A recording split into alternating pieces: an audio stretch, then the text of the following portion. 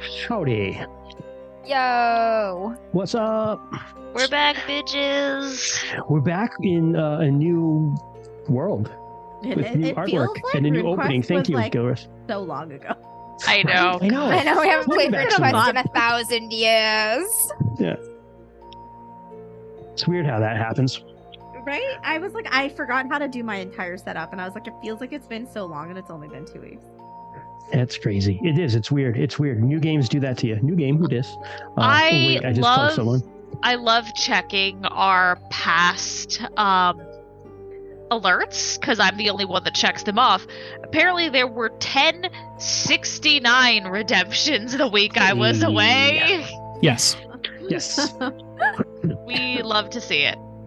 Yes, we do. 69 redemptions. Right? Oh, wow. Okay. I was watching, by the way, I just have to say this, and it always amazes me how like adult other streams are. I was watching an actual Chaosium stream. It was the Jeff Richard like RuneQuest house campaign stream, and someone rolled a 69, and like nobody said anything. It was just like, oh, I rolled a 69, and I was like, and then we just moved on with the game, and I was like, what? Yo, They're more speaking of Hey, things, Chris Wynn, thank you. speaking of things that are nice, Gerbo the Druid for 11 months of a sub, and Chris went as 10 months of a sub. We love you. Thank you. By the way, Chris is a badass because he sent us a 2-page RuneQuest character sheet. He's the one who sent it to us, so I will get that to you guys. Yeah. So you can have 2 pages the is the maximum spectrum. I can hold You can on have to. a spectrum of like the Amber 2-page and the Kent book. I have that one as well. So both are good and acceptable. Fantastic. Well, all right, guys. New Take it away, new Amber. year, You're in new charge. game. Yeah. New DM. If anybody has any announcements that are non-game related. Yes. Two. Let's do two. First of all, today, a very special podcast dropped. And Rainey and Kent and Troy were in that game, I believe. It is a game that Rainey wrote himself, which is called One Last Quest, which is about old retired adventurers like coming out of retirement for one last quest, which is hysterical. So that podcast dropped today, so certainly check that out. And next Tuesday, there'll be another episode of Rainey's Rainey Runs RPGs podcast, which I think It's will be Rainey's- another isn't it- session. Is that... So it's Rainey plays games. Yeah, it's Rainey Plays Rainey games. Rainey runs RPGs. Like that, he does that too. But That's his username on Twitch. This is his Twitch name, yes. I am old and confused. So we were discussing right before stream started. We were discussing how I'm a millennial. It's just that it's the first millennium that I'm from, not the second one. But anyway, take it away, Amber. That's all I have. All right, folks. Thank you so much for joining us. We promise we will get back to RuneQuest after an intermission, but for now, we're going to check out a new game by Free League Press. By new, I mean new to us. It's been out for a couple years. Vaesen. And this game is rad. This game slaps. It uses the Year Zero engine, if you're familiar with it, as does several other Free League games. 2 of which I am currently playing and or reading right now. So forgive me if I mix the rules and the streams cross here, because they're all slightly different, but they use the same engine. We will march through this together. I never allow knowing the rules to stop me from running or playing a game. My problem is I know too many rules. Yeah, that happens too. Yep, they all blend together. Yeah. Yeah. That's why you gotta be like me and just run games with barely any fucking rules. Yeah, That's right. This is a role-playing game. Good society. Just go have fun. Yeah. Compared to other games like RuneQuest and whatnot, this is a very rules-light system. It is very narrative-focused. It is about storytelling and character building and deep, dark, and traumatized pasts and the relationships we have with each other. But there are some rules to back it up when the shit hits the fan. The original Vaesen is a Nordic horror game. It takes place in the Nordic and Icelandic countries and involves a lot of their mythologies. The group plays investigators set in the late 1800s, early 1900s in a vague alternate quasi time period in the mythic north. And investigators go around and investigate the mysterious and supernatural occurrences that happen around their country and countries in order to protect humanity. We are playing with their Free League supplement, Mythic Ireland and Britain. So we'll be playing in, I don't have the flowchart up, but the British Isles and roundabouts areas for this game. Tonight, thank you all for joining us. We're doing a little session 0 / introductory scene or two to get us started, and then the campaign proper will start at our next session. So we're going to do a little bit of character creating here, mostly walking Sarah through this and helping anybody who has not finished their character finish up. But if you are new to Vaesen and want to see somebody walk through character creation, this next bit is for you. Because I don't know what I'm doing. The character creation is very easy and very painless in Vaesen. It's a relatively simple character. You do not have hundreds and hundreds of skills and derivative abilities and stuff like that. Unlike other games. Unlike other games. So if you like Crunch Light, you will like this. It's a single page. Yeah, pretty cool. Closing my Vaesen book here. All right, folks, got character sheets out. Some of you have made characters already. First step in character creation, Sarah, and others, if you've not gotten this far, is to assign attributes. There are 4 attributes in Vaesen, which together indicate what you are more or less good at. They are your physique, your precision, your logic, and your empathy. So before that, you have to choose your age. Yeah, your age will affect your starting attributes. That's true. That is true. If you're playing someone who's particularly young or particularly old. So you get a different amount of points depending on which age category you fall into. So there are 3 age categories: young, middle-aged, and old. Young is 17 to 25, middle-aged is about 26 to 50, and old is 51 to Christian. Nice. And the way the younger you are, the more attribute points you have, and the less skill points you have. The older you are, the more skill points you have, and the fewer attribute points you have as your physique declines and your experience increases. And the opposite is true of the youth. The youths. The youths. The youths. In the book, it does say the first thing you should do is choose your archetype. Sarah already knows her archetype. You don't necessarily have to do that. If you're between things, you can kind of start building your character and be like, oh, I think they're more of a this. That helps you aim a bit. The archetypes are not like classes in a lot of other games where like you get all of your abilities and stuff from them. The archetype really only gives you like 1 or 2 things. And if you're a blend of archetypes, just pick one of them and be effectively both. Like they're much more of a flavor descriptor thing than they are like your class and your future like skill set. And correct me if I'm wrong, but once you start buying, like earning experience and buying skills, it's pretty much like you can do whatever you want. Open architecture. Yeah. The 2 things your archetype affects really are your maximum attribute in your key attribute and your key skill. Everybody else is capped at 1 point lower for everything except their archetype special. They can get 1 point higher than anybody else in that. And your starting equipment. Equipment is very vague. This is not a game where your inventory is super important. You can just sort of have stuff most of the time, unless it's a really important thing. Depending on your wealth or anything you need to acquire, you can make a wealth check to either have had it or purchase it in game. Not super important inventory tracking in this. The other thing it affects is your starting talent.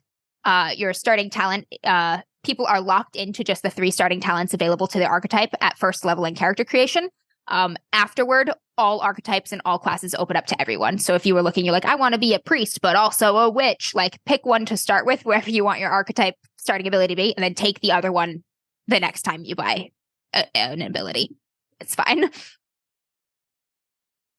So yes, Sarah is playing the writer. Which is very, very funny if you know me and my creative writing degree. The writer also looks really fun. Yeah, right? Yeah. It's definitely a wild card class, or not class, wild card archetype. I couldn't convince her to go with drunken rugby player. I tried my best. Do we want to go around and just introduce what we're playing? Do you want to take it a step at a time and just kind of do it that way? So I know Sarah's creating some of her stuff, but like, for instance, let's go around the character creation process and just that. And then you'll get a scene to actually introduce your character as a complete person. I'm playing the occultist. I'm playing the entertainer. I am playing the private detective. I am playing the vagabond. And Sarah's playing the writer. Age is your next step to choose, Sarah. You've got young, middle-aged, and Christian. I had pictured her around 30. Around 30, so that's middle-aged, technically. You will be starting with 14 attribute points and 12 skill points. Okay. Everybody else, what are your age categories out of curiosity? Oh shit, Sarah, I'm actually younger than you. I'm playing. Rosalie is 24. Hey. But a spring chicken. Youngin. Well, no, practically a widow, practically a fucking spinster in reality. Dried up, useless. Married woman of 25 years old. Yeah. I'm also young. I'm 25. I am also young. I am also 25. Sarah, you're the oldest. And I am old balls. I am 54. You're 54? Jesus. All right. Okay, there we go. I'm like, You're how not the am I the oldest. oldest? Wow, you've lived a life. You are the I oldest. You have are the seen crone some of the shit. group. If we are going about age archetypes for women, Sarah's the crone. I love it. truly, at 30, the ripe old age of 30. She's going to live 30. and die with her cats. That feels like a writer thing. I Don't don't know. threaten me with a good time. Yeah. Listen, I love my cat. Are you kidding? We have name, which you can do at the end of your character creation if that is how you rock. But I think everybody has their names now. Yep. They are in. That's there. They're not on the sheet. So we'll they're do not go on around. our thing. I will get them on. The only one I have on is mine. Yeah, that's because when I fine. made this, I had mine, but I'll get them on later. We'll do that at Uh, character No introductions. worries. All right. So now you're going to distribute your attribute points, Sarah. You can have. Where the fuck did my thing go? All right. So you can have your attribute scores are going to be between 2 and 5. The only one you can have a 5 in is your core ability for your class, which is the writer. Everything else is capped at 4 for you. No attribute can be lower than 2. I have to scroll back and forth because My main attribute is empathy, empathy. Yeah, Perfect. I'll So your give it empathy can be a Which- 5. It does not have to be, but it can be. It's the only one that can. which is also part of the reason I picked this because that's a very Sarah. Very Sarah. Is Sarah playing the heart again? Aw. Sarah's No, going true she's to type. not. She Oh, maybe she's weird. Cecilia There is no weird. you heart. can be weird and heart. Yeah, she's a bit of both. We're an eldritch horror. We have no heart. Oh god. Okay, Well, so go ahead not and yet. distribute those points as you see fit, Sarah. Everyone else talk about your stats while I do some head math. If you I will tell wish, you I that, don't know. So the occultist main attribute is precision. So I maxed out on that, and I also I basically balanced out logic and empathy because they fit very well. There are skills that are very well for Rosalie. Rosalie is a painter, so there are skills that are very good for artwork and things like that within empathy and logic that I wanted to have. And I'm weak as fuck. I have a physique of 2. She's just a slight wisp of a thing. Fantastic. Yes. The Year Zero engine is a dice pool system. So Yeah. when you roll to succeed on something, you are rolling your attribute plus the skill. So each skill has an associated attribute. You roll a dice pool that is combined of those. Sometimes you have a modifier due to a circumstance, a talent, or equipment. Sometimes not, but that forms your basic pool. You need 1 success in general to succeed at whatever you're doing. And a success is a 6. 5s don't do anything. So Yeah, you're so- just trying to score 6s. For example, Once in a while, you need more than 1 6. It is rare, except in opposed rolls. Then you are trying to beat the score of whoever is opposing you. yeah. So for example, Christian has a physique score of 2. So that's Yeah. 2 dice that he would be rolling. Yep. In addition Yeah. to whatever skill it would be applied to. So you rolled Yeah. that number. Of I dice. should not get in fights. I'm not good at it. Yeah, I if you only don't have- have I any have no points in skills. a skill, you're just I rolling don't. the attribute I'm pool. just rolling the attribute. Unless I have a gun, because that's range combat is precision, and I fucking rock 5 dice on that shit. Okay. But I only have Nice. 2 for stabby stuff. Yeah. Surprise gun. Wanted. Yeah. Wanted. Surprise Troy, we're Glock. back somewhere where you can get a gun. How stoked are you, buddy? I don't know. I don't know if Ronaldo plays that way. Yeah, I was gonna say is that in Ooh. your character's wheelhouse now. I think Rosalie needs a piece eventually, but she's not starting with one. Damn. Next step is to distribute your skill points. Your skill points are ranked between 0 and 5. The maximum you can have at starting is 2 in any skill except your archetype skill. That can be a 3. After you've created your character initially, you can start buying points and go all the way up to a maximum of 5 as you increase in skill. What's everybody's 3? Because let's be Stealth. honest, we all maxed Stealth. out in our archetype. Yeah, mine is stealth. So like she's Stealth? a sneaky person. Yeah. Mine is Yep. manipulation. Same. I'm also very good at manipulation. I loaded up the social skills. So I have stealth as my best one. And then I took inspiration, because that's artwork, observation, empathy. Makes sense. And then I got 2 in inspiration, 2 in manipulation, and 2 in empathy, 1 in vigilance, and 3 in stealth, and everything else. Oh shit, Jess, they're all faces. This is the opposite of what I thought we were going. Faces. Yeah. Yep. Yep. Riley? I think it's probably a choice. I actually did not max out my Really? personal skill, which would be investigation. I left it at a 2 because More evenly distributing. right up front. So Riley isn't your stereotypical private detective. It's not something that he's attempting to make money off of. It is something that he is doing for a means. I gotcha. So like he is new to it. That is why I chose a 2 instead of maxing it out at a 3. Okay. All right. Got it. All right. You're going to choose your starting talent. You should have a list of 3 associated with your archetype. You must choose one of those 3. And then after that, you could get any talent from the general or any other class's archetype you can purchase later on in the game. I think I already know which one I'm picking because it was the one that basically inspired my whole character. Is it automatic writing? It is, yes. Fuck yeah. So you're going to write automatic writing down for your talent. Yeah. Yeah, reading that was a big thing that inspired Cecilia's whole character. So the automatic writing reminds me of that conversation that we had at OPA, Amber, where the ghosts wanted to use your mouth. There's context there. I know. Christian and I are both like, Troy was considering buying a haunted house, and I went with him on the house tour, and we were, joking about possession and a ghost wanting to taste this food. Oh, okay. That's I was like, they want okay. Mouth. Okay. I'm sorry. The ghost's like, what that mouth do? What did now? That spanakopita. I must draw attention to Sunday Meet and Chat. Archetype American, skill surprise Glock. Skill gun. Surprise Glock. I have one of those characters in this game. Surprise Glock character?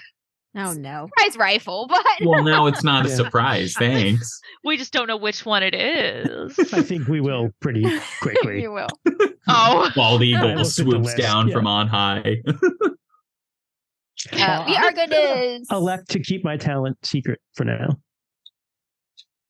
This is organized in a different way than I would build the character if you go down the line here, but you can go down the line or organize it whatever way makes sense to you. I like to finish all the mechanical stuff at once, then do all the other stuff. So, Sarah, you have a small list of equipment to start with. Some of them are things you get automatically. Some of them are choices between like A and B or C. Go ahead and make the choices that you have and or get the automatics that you have. Girls and back up. My equipment. And equipment in this game is literally like you have maybe up to 3 things. Yeah. I will share the talent for the private detective because I think it is funny. It is the talent that I took is Eagle Eye.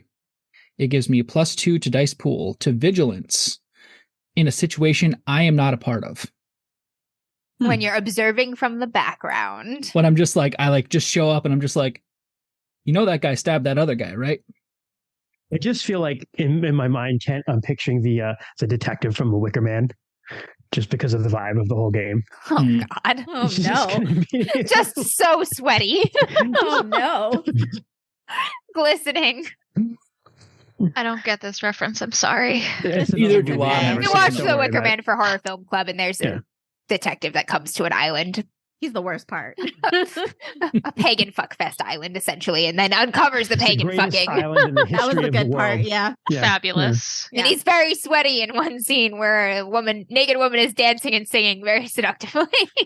Fair enough. Yeah. Yeah. So sweaty. Yeah. It's very so sweaty. After you have selected your equipment, you do get to choose or roll a memento. There is a find right now. Table of mementos on the Vaesen core rulebook, page 23. I am way past that. I'm at 223. Yeah, it's up at like character creation. How'd I miss it? And sorry, you can pick an item from the list, you can roll, or you can create an item of similar. Yeah, I'm gonna see what's there Significance. for inspiration. One of There it them is. is a pet pigeon. That's That's awesome. hilarious. Did I roll that? Jess already? and birds, guys. Speaking wait. of pet pigeons, the one shot that drops tonight, my character had a very interesting pet pigeon. So Oh no.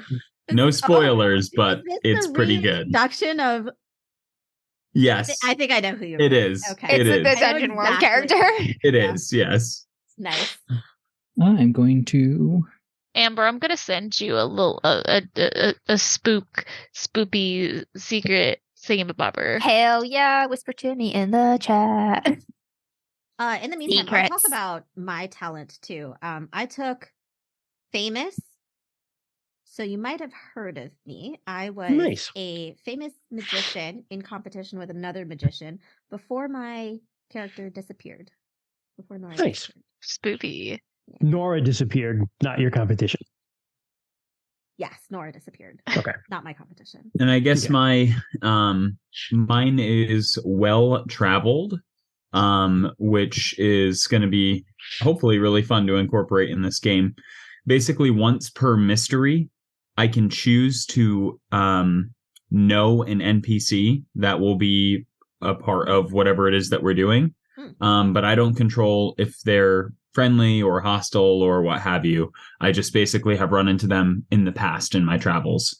And I'm hoping to flavor this in a way that Rainey might be able to pop in for a session here or there and play the said NPC.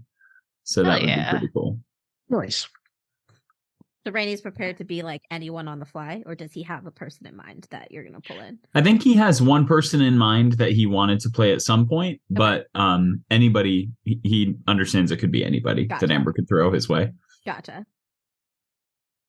Also, Max, thank you for 13 months resub, homie. Oh. I love the little fucking weird. What's that? Sam? Is that what his name is? Yeah.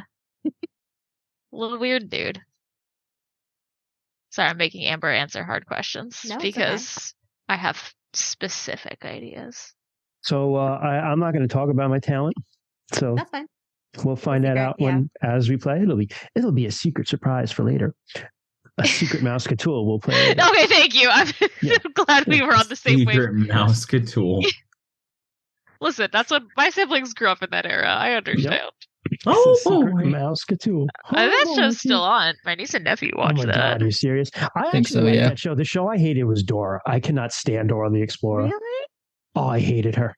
I was okay with Dora. I liked Dora. I did not like I the don't have a Teletubbies. problem. That I was probably don't too have a young, problem with Dora as a person.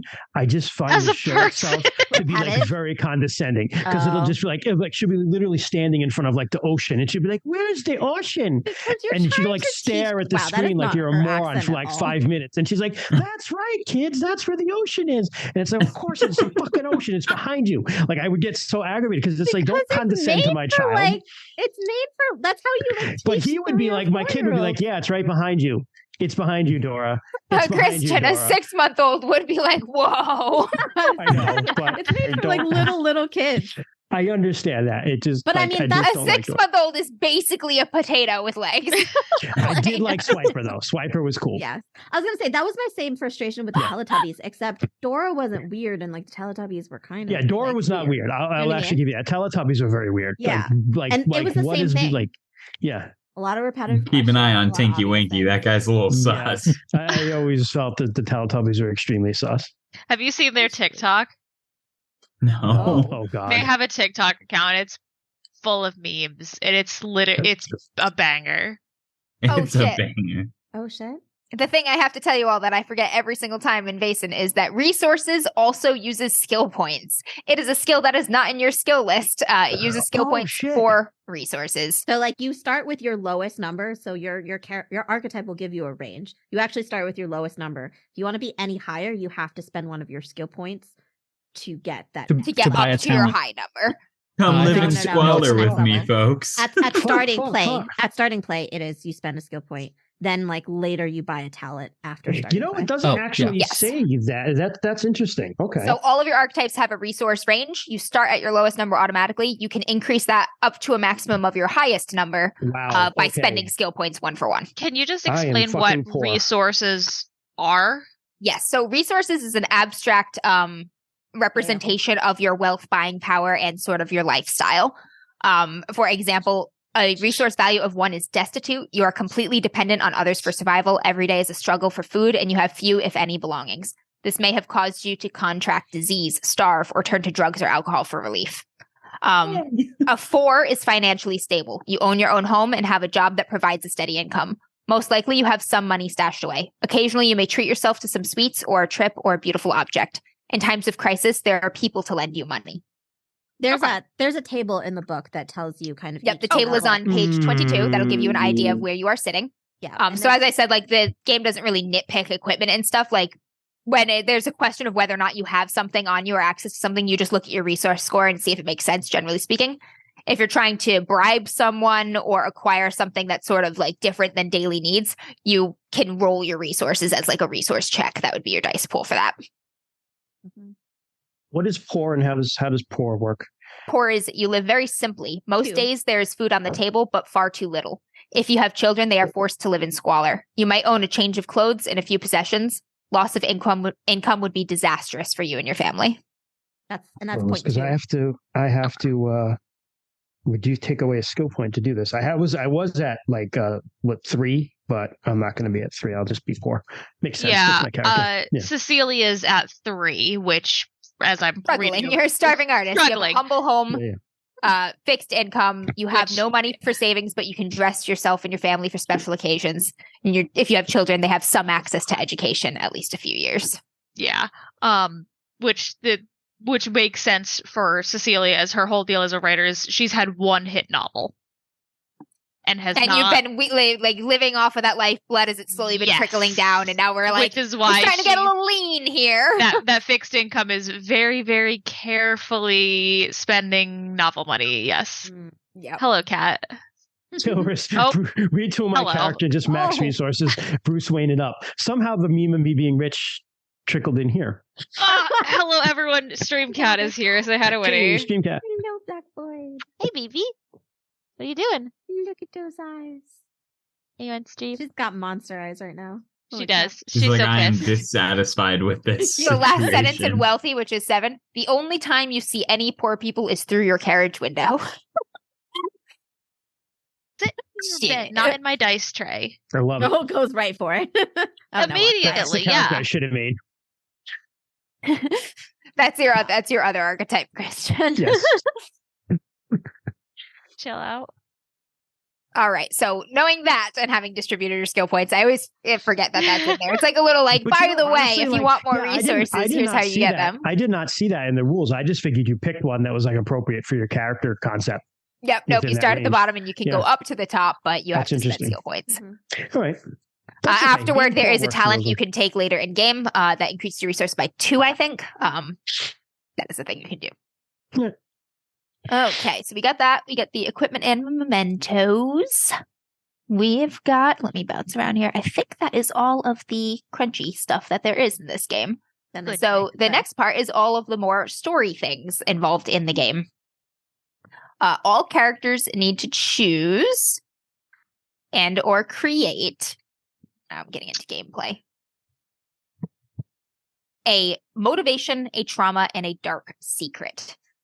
They will also pick relationships at the end.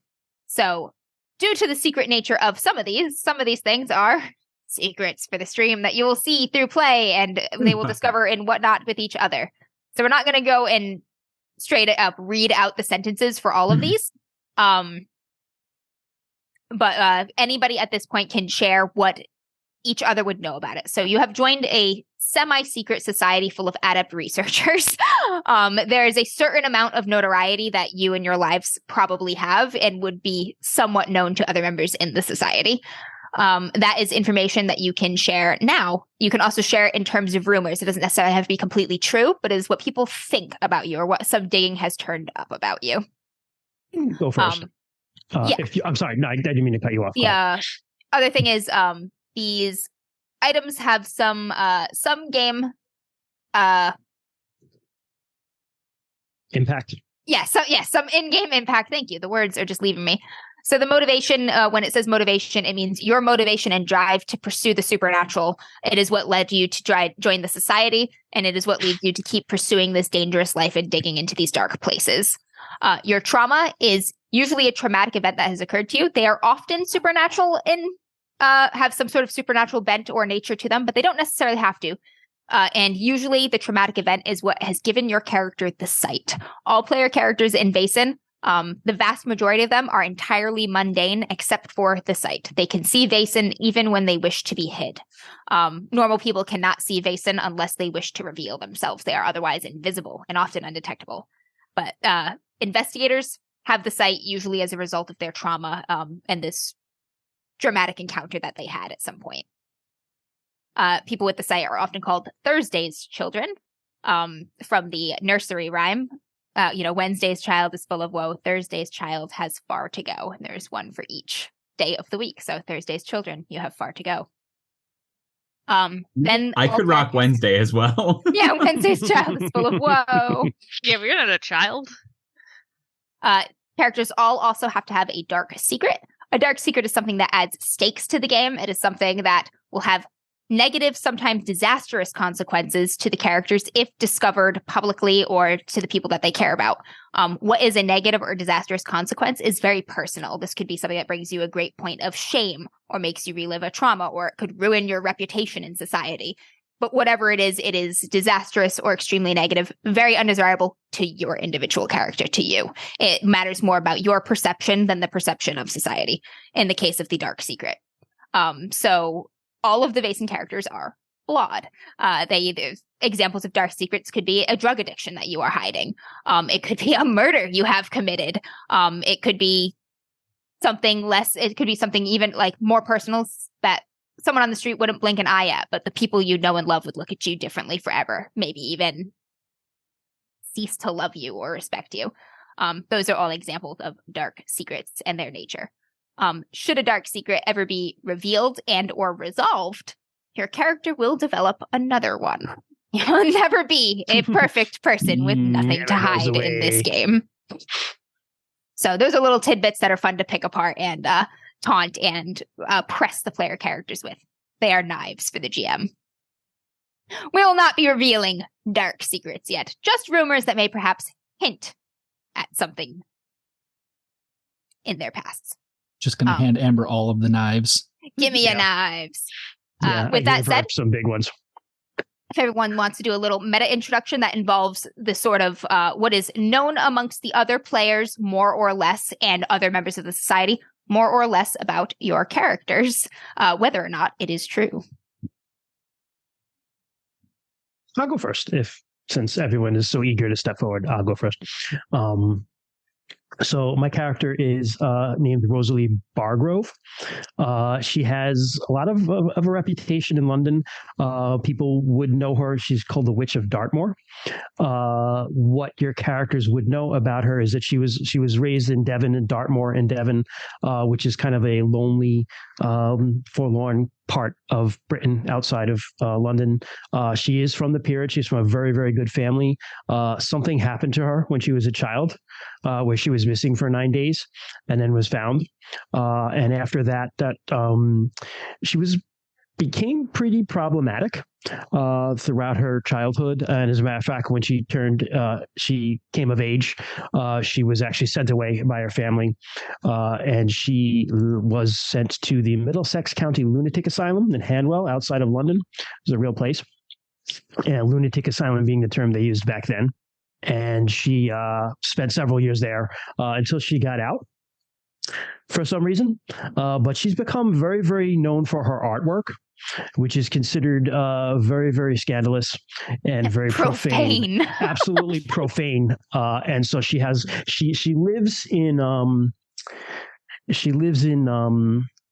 close to Whitechapel, off of Whitechapel High Street in London, kind of a really bad section of London in that time.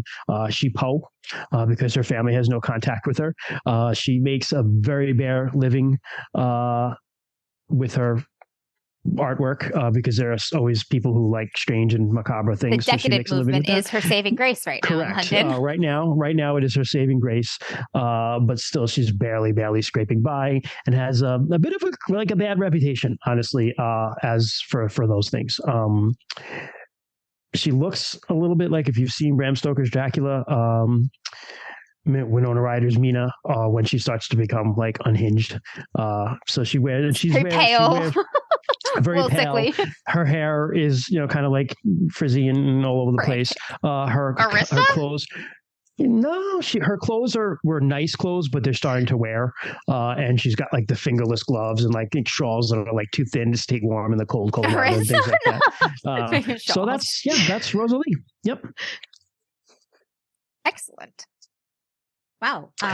She does know Cecilia through from being a writer and an artist. They've traveled in similar circles, and she has in the past met Ronaldo, who is Troy's character, on a chance occasion. A chance occasion, which you can describe. So that's Rosalie. Yeah. Ooh, we should do Cecilia or Ronaldo next then. So I will say with my character, Riley O'Day. He's from Ireland. Actually, just recently, few months, maybe 6 months or so, new to London. I guess he's been making a name for himself for being able to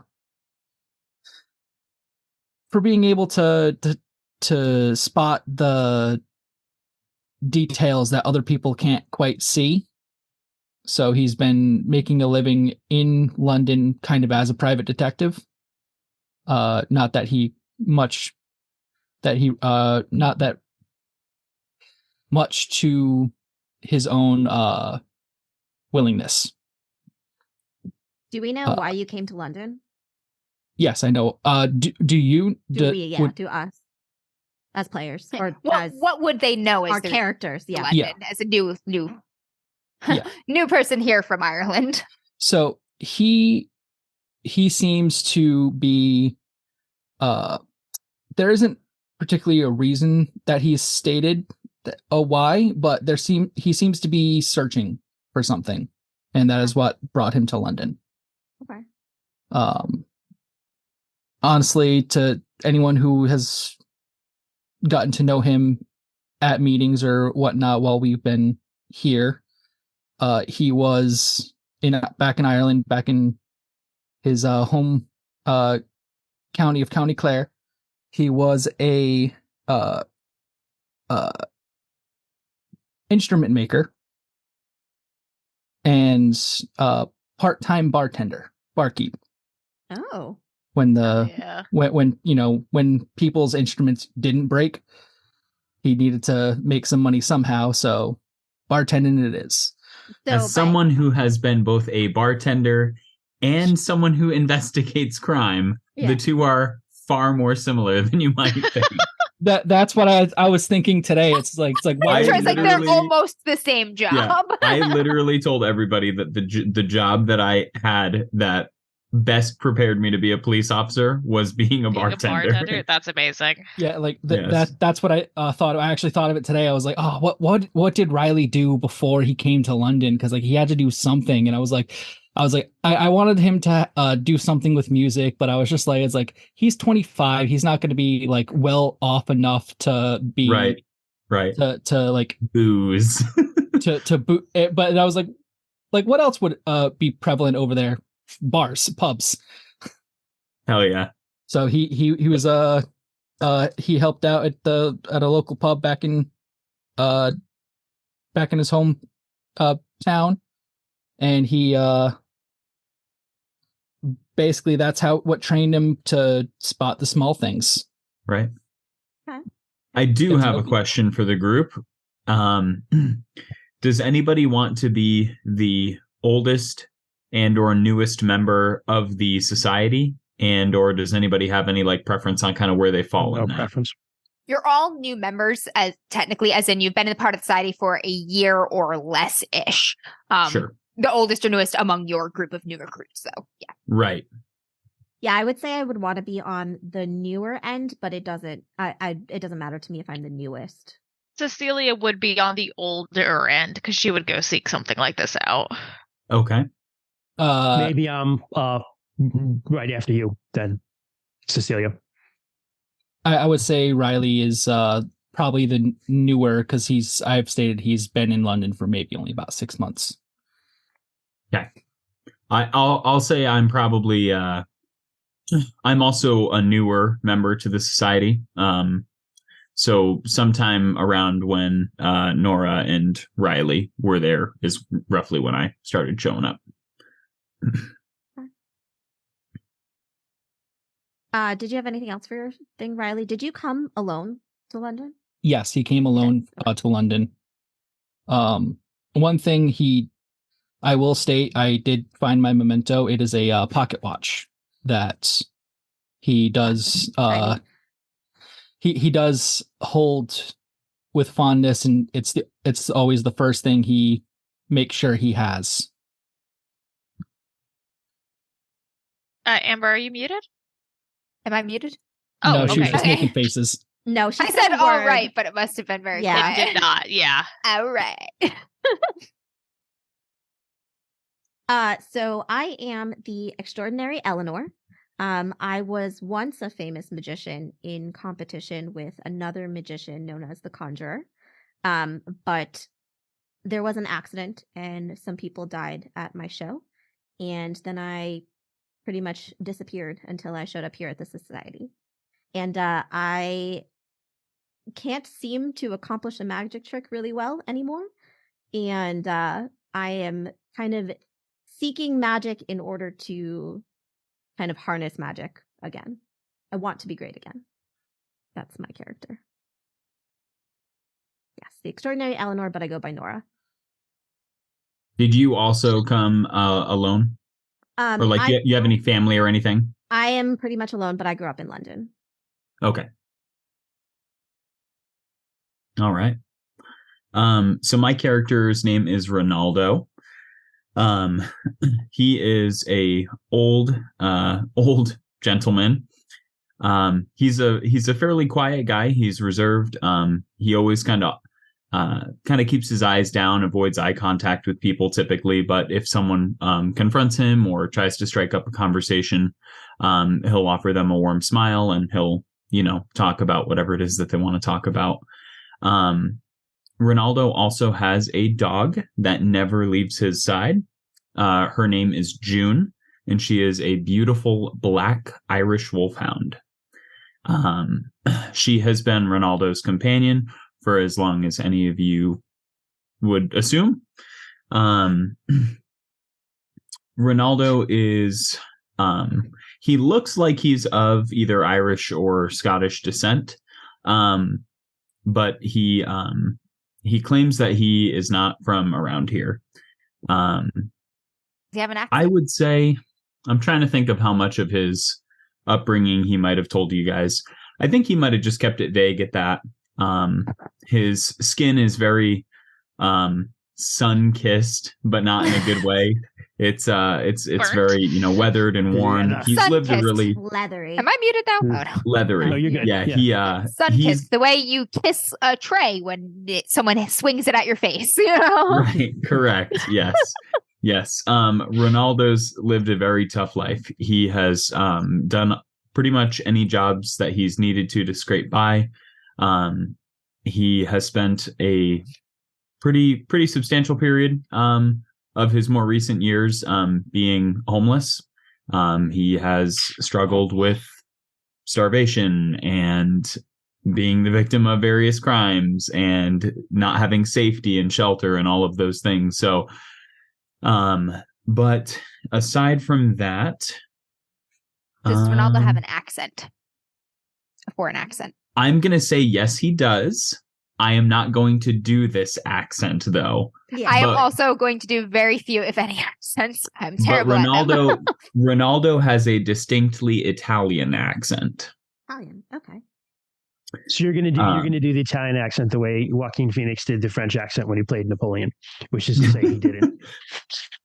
And he's got the way Sean Connery did a Spanish accent in The Highlander, and Christopher Lambert did a the way the entire cast of Les Mis did French accents, which is to say they did English accents. Yeah. Ronaldo McDonald Ray and stuff. That's amazing. Oh shit. Okay, so yes. Other than that, he carries a walking stick. I would say Rosaline and Cecilia. You guys may have experienced. You were probably in the society before Ronaldo was a member, and you may have had encounters with him during the very first couple of times that he appeared there. When he was in a really rough way. I mean, he hadn't cut his hair in probably years. He was like really skinny, not healthy, sick. And over the past like probably 3 or 4 months that he's been a member of the society, you can frequently catch him kind of hanging out there. He's since now like clean shaved. He appears to be in a little bit higher spirits. He's clean, he's sheltered, he's put on some weight, he's no longer emaciated. But yes. So that. Oh, and June is always. Cecilia has seen in Ronaldo what awaits her should she not write another best-selling novel soon. Yeah. June likes all of the women in the group and is not particularly fond of men. So fuck you in particular, Riley. Yeah. That's Sorry, literally Kat, no dog the for you. heart of the group. Fuck you, Riley. No dog. All right. So Cecilia was born in Scotland but moved to England with her family when she was probably like 10 to 13. So her accent is a weird mix of both, and that's the excuse I'm using for my shit accent that y'all get to hear. Her family was lower middle class. They got by, but sickness took both her parents, and when she was in her late teens, ended up living under in one of those, like, what's the word I'm thinking of? The nuns, where the nuns take care of her. Convent. She lives in a convent for Hell growing yes. up for a while under Nice. the nuns, and That's basically your just excuse for being normal. Catholic as fuck. yeah. And she basically made pocket change by doing their cleaning and their laundry and their cooking and whatever. But she always loved art and writing, and she published a couple of poems, nothing crazy. But when she was in her, I'll say this happened like maybe 2 or 3 years ago, when she was 27 or 28, she actually, and this is how you guys would know Cecilia, she published a novel that was fairly successful, partially because it was very well written, and partially because there was a bit of a scandal about it. It is a romance novel. However, neither of the two romantic leads have any gendered pronouns used on them, and both leads' names are gender neutral, so it is up to the reader what the genders of the two love interests are. She's gotten away with it. She's gotten away with it because she's like, oh, of course it's a man and a woman, and this, you can Which just, one's the man and which one's the woman? one's the Like, man? I'll never Yeah. tell. yeah, you get to pick. It's up to Can't you tell? Yeah, it's like, Turn it back on him. you can't picture the characters the way I can. It's just artistic vision. But because it's not like overtly homosexual, she never could get in trouble for it because it's just a good book.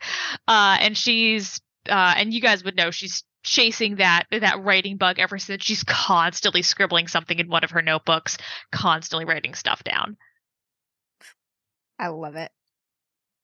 You were like, your scandalous romance novel, and I was like, Space Raptor Butt Invasion. No, it's just Wrote the first Tingler. It might be a little gay. We don't know. If any of you haven't checked out Chuck Tingle, check out Chuck Tingle. He's a delightful human being. Was that Got his Chuck first Tingle. book? That's the first Hugo Award nominated book. Okay. Okay. Oh geez. We're all out of pronouns. Oh Oh, geez. jeez. If you ever want And there's a whole story behind that Hugo Award nomination. It's definitely worth like the internet dive. Honestly, if you ever want a good time, just like look at Chuck Tingle book covers. Like, it's just fun. Mhm. The Wise Man's Butt. That's my favorite. Neil Gaiman and Patrick Rothfuss were like, it was a thing that was born on Twitter in conversation with Chuck Tingle, Neil Gaiman and Patrick Rothfuss, and it was amazing. Pardon, Cat is in a box she shouldn't be in. Oh dear. This is not her box. As they do. All right, we've got a little bit of a background on each of our characters here. The final thing that characters must do is establish a relationship. This is a relationship that you have with each character, or you can your playbook has a couple recommendations for you. They're literally just examples. You can make up whatever you want. The relationships are usually styled as in like an opinion of someone, versus like a something like more tangible, like, oh, this person makes my coffee or something. It's like an opinion of them or something. I think usually. This person is trustworthy. I think this person like is a this person liar. is trustworthy, or this person is up to no good. I despise and they this person. may or may not be true. They're about perception. The relationships can be related to some sort of encounter or backstory, or how you have known the person before the society, if you have known them before the society. It is also perfectly fine to have not known any of these people before you joined the same semi-secret society. You've all been in it for a few months now, at least, and you would be familiar with each other. You may have gone on a couple training missions together, shadowing one of the more senior members. There are monthly meetings at the Rose House every time. You've all interacted to some degree.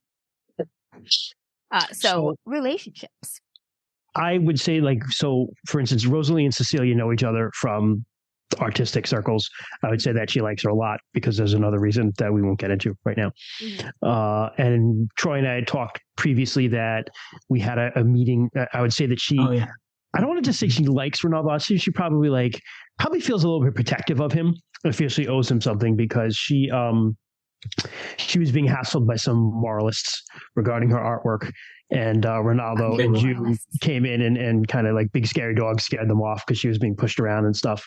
And so she invited him in. She had some food and stuff with him, and made a collar for June to protect her, because Rosalie thinks she's a witch.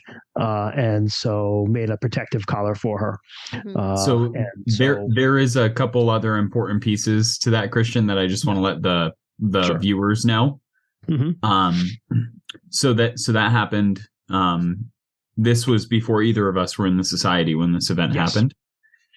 And the event transpired like during a really bad storm where it was thundering and lightning. And Rosaline basically let Ronaldo take shelter in her modest little shop. It's a very crappy art studio / apartment. It's like one. The front bedroom. of it is the studio. The back of it is where you sleep. It's all the same. You sleep in the studio. There's nothing. Right. There's no it's as shitty as you could possibly imagine it. Yeah. So during that encounter, while he was waiting out the storm, he drew a picture using Rosaline's supplies of a butterfly. And he gave it to Rosaline. And then, Rosalie. And then she gave him a collar for June. So yes, that was the other important part I wanted to mention. I would say, because I'm just going to do all of mine and then we can talk. I don't trust you, Riley. That's fine. I do not smell trust like Riley. a cop. He's investigating something. He's not saying what. I don't like that. I don't like you. The only one I don't know is Nora. So what are you thinking, Jess? I don't know. Nora's she's kind of a nervous person. She practices her magic a lot, but she's kind of she's clumsy. She's like a clumsy person now. She's a little suspicious too, I guess. I don't know. So do you do like stage magic that you practice, or are you practicing like stage magic? Yes, I do stage magic. I haven't been able to do a successful trick, so if you ask her to do one, she will try, but like drop things on the ground and not pull a rabbit out of the together. Yes. Rabbit jumps away. Just laughs like nervously. Instead. Yeah, exactly. Sort of. Nothing really. She's also a starving artist, I will say too. Like she does not have a dime to her name. Meta-wise, I don't know who would know this, with the rumors too, her accident at her theater, she sawed someone in half, but like for real. I figured that what it was. I was going to make the joke. I was like, Jess, it's like a couple people died. And I was like, I saw the wrong part of the Amber's box. idea, Got actually. I was like, I need people to die. How long ago was that, Jess? Probably like less than a year, maybe 6 to 8 months. I That think probably would have been in the newspapers. Yes, So, it was in the yeah, papers. I She would- was I a would say fairly that- well-known stage magician and accidentally sawed someone in half. Rosalie I would have think- been out of the institution by then, so she probably has heard of it. Jess, would you be cool with Cecilia That's having why she's been at broke that now. show? She took all and the she money on the saw it lawyer and the happen? payoffs. Yeah, no, that's totally fine. Yeah, Cecilia knows of Nora because she was at that show. They didn't meet personally, but she saw that happen. Hell yeah. I was pretty great before that. Just, all the other tricks were great. I'm actually going to think that Rosalie is oddly fascinated by the fact that you killed someone in front of a bunch of people. I could So see that. she's fascinated by you. That's what I'm going to go see by. that. Yeah. And Nora does not want to talk about Yeah, she's always like, "What did you feel? What happened? Was it like? Did he scream? Was there blood? Did you get the blood?" Like she's always asking like uncomfortable What questions color about. was it? What did their Yeah. eyes look like at the Did it moment smell? before Did he the know he soul was left? dying? Yeah, that. Is my first Did relationship. they know they were dying? I'm comfortable with Rosalie. So I also want to say, because about 6 months ago would have been when Riley first got to London. And I kind of want to say that he was also at that show. Ooh, everybody Like, saw new it. to town. New to But- town. Let's go see a show. Yeah. Yeah, it's like yeah, okay. Like I have some time before I have to get to where I'm staying and whatnot. Blah blah blah. Oh, let's check out this the show. They don't have that back home. And it's just like, oh shit. And Oh shit! he's like the Irish guy's like fucking crazy British people. yeah. Fucking France. But because of his just like background, able to notice the small things, before you disappeared, I kind of want to put out that Riley had, if you didn't just like vanish off Oh. the stage. I was going to say, Riley might actually know this because, so she didn't actually disappear. It's, Yeah. Like the rumors are that she disappeared. Yeah, but, yeah, He like, no, like no, fell no. out of spot. I Yes, couldn't yes, get yes. a Performing. job. Yeah. Yes, no. But like before you like disappeared off Yeah. the scene, Yeah. type of thing. Like, or maybe you didn't know at the time, but Riley may have saw something that proved your innocence. Ooh, okay. I'm okay with that too. We can talk. And that can come up at some point later, and like maybe our first meeting, and be like, "Oh, hey, you're that," so on and so forth. And it's like that's oh no, like I noticed something. I don't know if anyone else noticed, but maybe like this seemed out of whack, type of thing. Oh, Amber has an idea. I have an idea. I'm going to type it in the chat just in case it's something you want to keep secret, Jess. Okay. For now, let me see here. Where are you? Does Cecilia mention anything to Nora in their time-ish? Probably Okay. not. Okay. Mostly because, especially if she sees anyone else do it, she's just like, this is not how we talk about. She'll Yeah, probably Pretty she'll horrified. probably talk to her about her magic because Cecilia is always looking for inspiration, Hmm. but she probably won't bring up that she saw you kill a guy. But that's okay because Rosalie's like, "What was it like?" Exactly. Yeah, How did she you probably se- how saw did you select Rosalie the do person that. who It's saw like, it in half. Did you hear voices before you did it? Like, how did people react to it?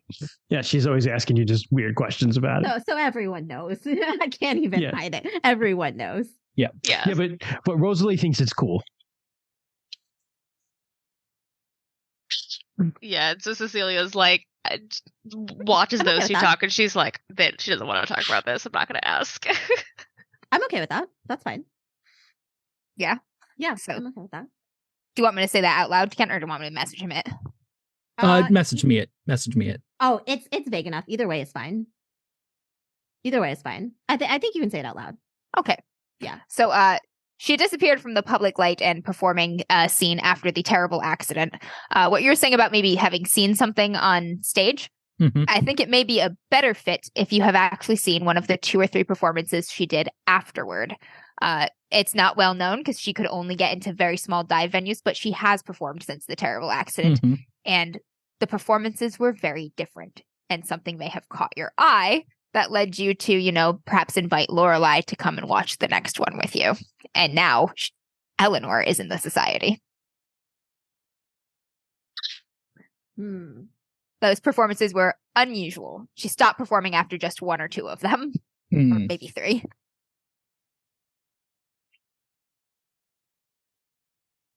Okay. So if you're interested in that, Jess can share a few more details about what it was that you noticed. That would be private. But they were unusual. Okay, yeah, that would switch our time. And that way you may have in had a the- hand in her recruitment in that you mentioned something to one of the senior members who then checked her out, and now Yeah. sure enough, she is here with you. Yeah. Yeah, months that later. still could have been like 6 months ago. Yeah, My it could accident could have been like 8 months ago, and then yeah, it could have been like the accident, and then like it's like, oh yeah, I didn't know about the accident, but Oh, you could have been at the accident show, and then when you found out, just with ear to the ground, that holy shit, I can't believe she's performing again.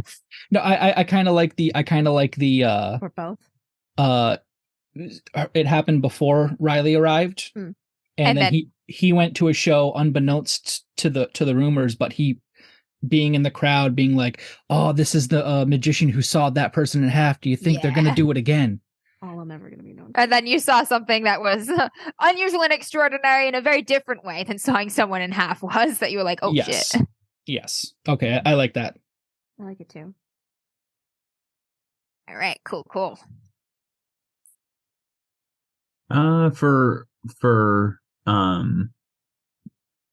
For Ronaldo's relationships, I just kind of tried to word them almost like the kind of like Did we a skip around Bluebeard's on bride. Jess? Jess, did you finish yours?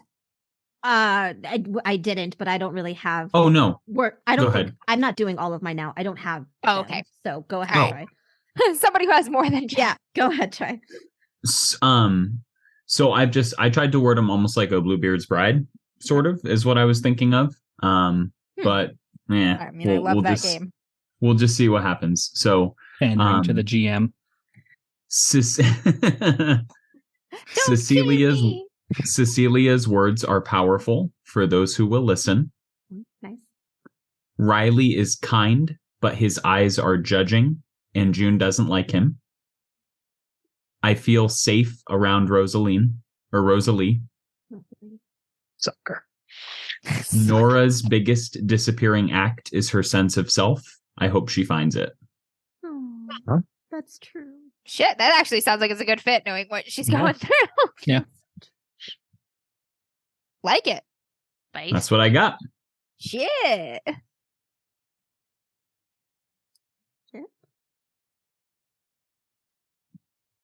Hmm. All right, who's got other ones? And this can be a conversation too if you've not yet filled them out. This is one of the more Yeah. collaborative parts of the I want character to. creation.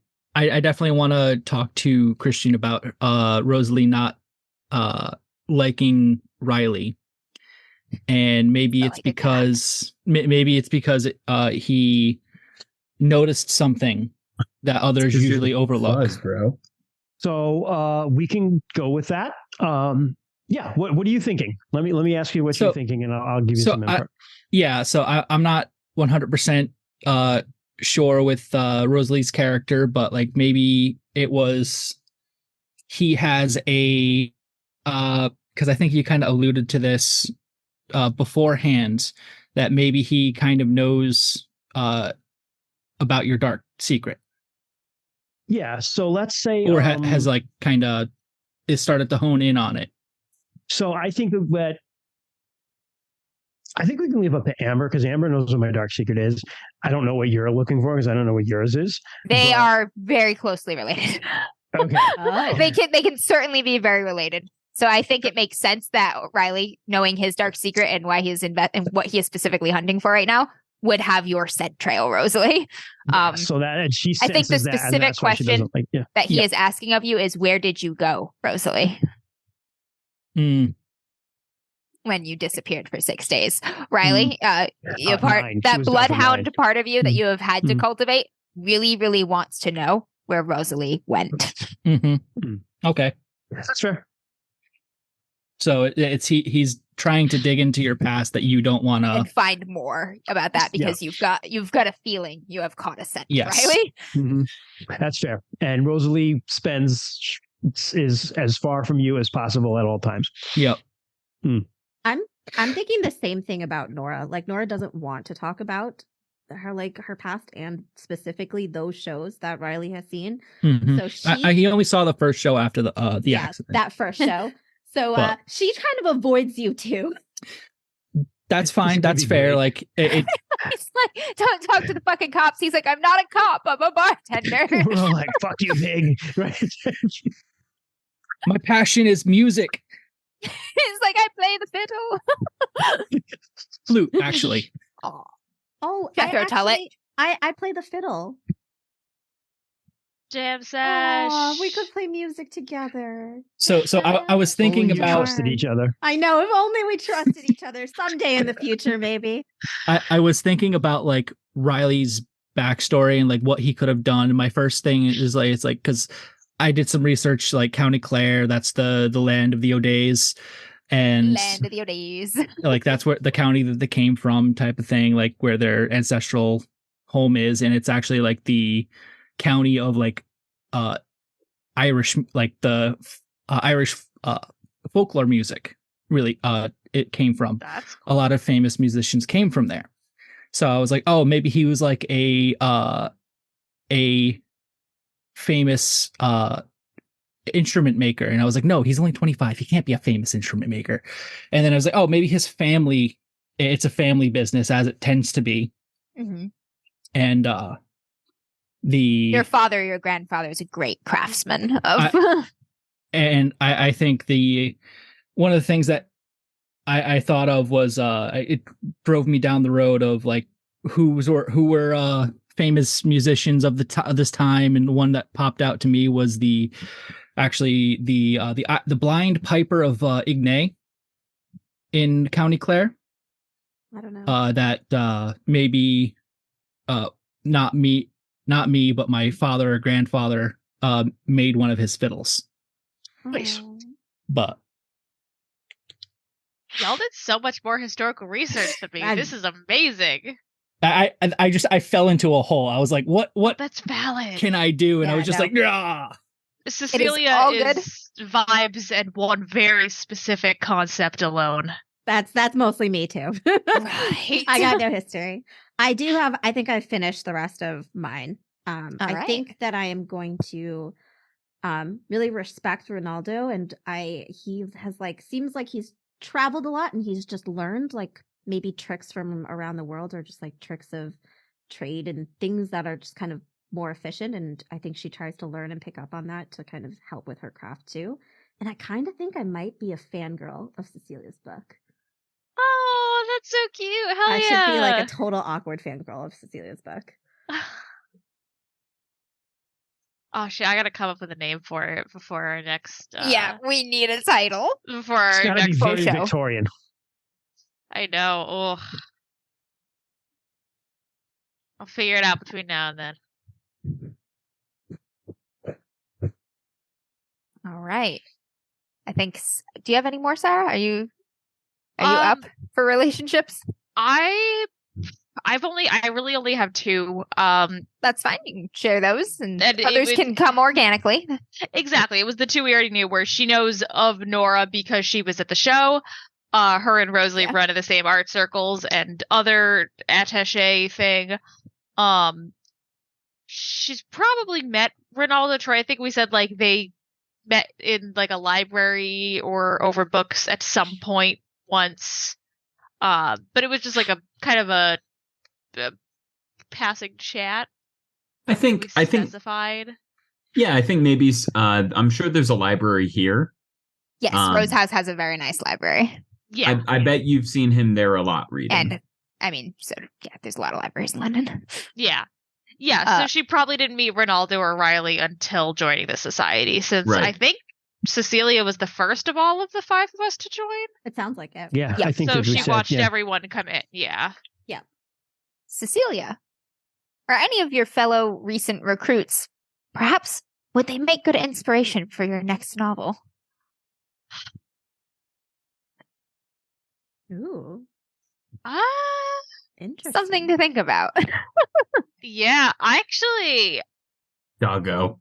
well, I was Oh my gonna say God. actually, I think she's kind of curious about Riley because I was it's gonna like, say, like, who doesn't want to write a detective novel? yeah, like, why is this guy here? Why does everyone try and avoid him? Like, what's his deal? So if you're cool with that, Kent, Cecilia's curious yeah. about Maybe we have a Riley. detective character. Yeah. Hell yeah. So that's actually a good thing because that would be a very interesting thing because you're trying like I'm trying to talk to people about their past and you're trying to talk to me about mine and I'm Yeah. having none of it. Yeah. It's like, no, I get to do the talking, not the Yeah. asking, not you. Well, What? no, not even that. Like you try to bring up his past and he skirts around some certain things and he's like you ask if he has a family and it's like yes he admits he has a family back No, home. my and you family's try back to- home. Where's try to- home? Ireland. Ireland. Eh, No he'll- All of shit. Ireland. He'll North, get north or the other part of Ireland. Ireland.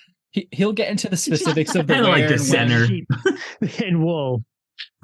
But so when it comes to the specifics of his family, his immediate family, he kind of shuts down and he'll be like, it's like, oh yeah, I have a family back home. And you try to ask more and he's just like, yeah, I have a family back home.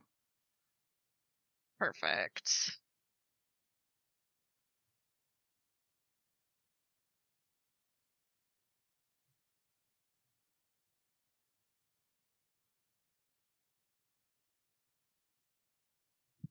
Fantastic. Did I miss anything else in this character creation area? I think we're I think that's everything. possibly done. Is there anything on your character sheet that strikes you as blank? Is the next question. Insights and defects. That Yeah. shouldn't be Pick those blank. up. Yeah, so insights and defects are things that you will have. Like We're going to damage. call it an opportunity to gain during gameplay. Insights and we're going to call it an opportunity. Insights and defects come from being critically injured, almost killed, but not quite dying. There When it that is. happens, there is a small chance that you will gain a permanent insight or defect. The defect comes from, a crippling injury that is never going to heal. The insight is a quasi supernatural insight or ability that you get as a result of your near-death experience. I like that a lot. It is Yeah, it's vague pretty enough in its nature that if you're a religious person, you might think it is an angel. If you are a scientific person, you might think it is some part of your intuition that is coming from a million little details that your brain is picking up that you don't fully understand, sort of thing. It straddles that line between science and myth, but they do have an interesting in-game effect. You might get a vision, a little precognizant vision at some point or something, and they're all slightly different. So that only comes from almost but not quite dying. And Yeah. only Gotcha. possibly. So damage, little overview of the game mechanics in this here. It is the dice pool system, as I have explained before. There are certain bonuses. They will rarely nudge you more than one or two in any direction for you are surrounded by enemies. It is pitch black, things like that. Can work against you versus advantageous things can give you a little bump in either direction there. But generally speaking, you are rolling your dice pool. You are trying to score at least 1 6. If the roll is not opposed, 1 6 is almost always enough to be successful at something. Once in a while, if something is extremely difficult or supernatural challenge, you might need more than one. But generally speaking, 1 success is going to do the trick for you. So you're just hoping to get a 6 in that pool anywhere. When One it of the is things an I like opposed is roll, they actually have the odds in the book of the number of Yes. dice you have. Yeah. and the odds are pretty good, and they get much better if you push a roll. So Yeah. pushing is a mechanic that is available to you. If you roll and you don't like your results, either because you need more 6s for whatever reason, or you did not roll any 6s, you can push. When you push, you re-roll all dice except for the 6s, and you can potentially score new or more successes. When you push, it does cost you. You automatically take a... What are they Condition. called? I'm running too many Year Zero Condition? games. Condition? Yes, you take a condition for pushing. Can the conditions serve as your health track in a way? You have mental and physical conditions, depending on if you are taking mental or physical stress and or damage. When you reach 3 in either of those categories, you become broken. Broken is disabled and very near death, usually. When you become broken, you roll for a critical injury. There's a table of critical injuries. They have to make sense. If I roll one that doesn't make sense, I will roll a different one. But they run the gamut from like, ow, really bad laceration, sprained wrist, all the way to like crushed head, die instantly. Damn, son. At least that. Let me check if there are any instant deaths in Vaesen. There are in a couple other Year Zero games. I They think all some have of the different physicals. charts. I think some of the physical ones do. They're timed too, if I remember. They have Within that, like, rounds, yeah. time track. Yeah. Yes. Some critical injuries are non-lethal, meaning they suck, they hurt, you are incapacitated still because of the injury, but it is not going to kill you unless you are continued to be beat upon. Some injuries are deadly injuries. They will either kill you instantly if they're the worst, or you will have a certain amount of time with which to receive first aid, or you will die from your injury. That time can be anywhere from several days to rounds, depending on the severity of the injury. So don't get hurt. Nobody here is a doctor. I was just going to say, we have no healers in this group. At I all. have 1 point in medicine, but my precision is 2. Excellent. Wow. I I'm have pretty old good- and I have pretty good arthritic. precision, but I do not have the skill. We used a doctor a lot when we played this at home. Yeah. I have really good Our precision, home group actually. also fought more than you probably should in That's Vaesen, but true. Yes. Yeah, that's true. That's a good point. Sometimes not of our own accord. Kent was Fair, it's possessed a fair. lot in our home But game. it's cool. I was possessed once. Once? I could have sworn it was but- like 3 times. So can we talk about the fear Yes, fear there is mechanics in this? Also, a fear mechanic, which Kent is more familiar with than me because he has been a victim of it about 1,000 times. Oh, I guess it wasn't possessed. You were just like paralyzed. There's a fear mechanic. Encountering certain Vaesens or even just like terrible circumstances, like if you come across a mass grave or something, that is enough to evoke a fear roll. I thought you said a mass rave. I was like, what the fuck? Hey, in this time period, yes, that would be a fear Run. check. What's this Oh. music? Speaking of, sorry to go back really quickly. When you're taking condition damage, that subtracts from your roll pool. Yep. Yes, anything that the condition is they're all Physical, different ones. mental, yeah. If it's applicable, like to your physical roll, if it's a physical condition, you will take that penalty on your dice pool. Same thing for the mental conditions. And it makes a big difference. The physical critical injuries also have an additional penalty to you. So say you get one of the kindest critical injuries, which is foot injury. It is non-fatal. There is no time limit on it. The defect is limp. Its effect is agility -1. Until your foot injury is healed, you have -1 to your agility score. And they get worse as the injuries become more severe. Right up until potentially getting insights, which are positive. They're fairly powerful, but they're very hard to get. I only remembered this because I remember rolling with a lot of negatives for fear rolls. Mm-hmm. Yeah. Yes. Fear rolls are a factor of the creature's fear rating or the event's fear rating. You roll against it using either logic or empathy. It is up to you how your character tries to justify, make sense of, or deal with the phenomenon you are facing, whether they try to rationalize it or respond in some sort of more empathic way to it. But you roll that ability. I believe so. That's true. You Be- get to choose. Yeah, you get to choose. You roll that ability pool, and you need to meet a certain number of successes equal to the creature's fear rating, I believe. Yes. I will Yes. double check that before it comes into play. It's no. relatively hard to pass. Right. That is usually a roll that you will push on. or The results logic. of being afeared are fairly severe. You can freak out and start fighting your friends. You can just become catatonic and freeze and not do anything. Also did that. And it has a time period of anywhere between 1 and 6 rounds. So if you freeze for 6 rounds, you might be Vaesen Chow. Those are when you face failure on a fear roll, it is usually worth pushing. Out of the, I think, 3 fear checks that we had to make in our home game, I failed all 3. Yep. You can push yourself to the point of breaking. I don't know if Vaesen specifies that you can't die from pushing until broken in this, but I am going to steal that from Mutant Near Zero. You can't die from breaking, from pushing a roll and breaking from it. But Very helpful.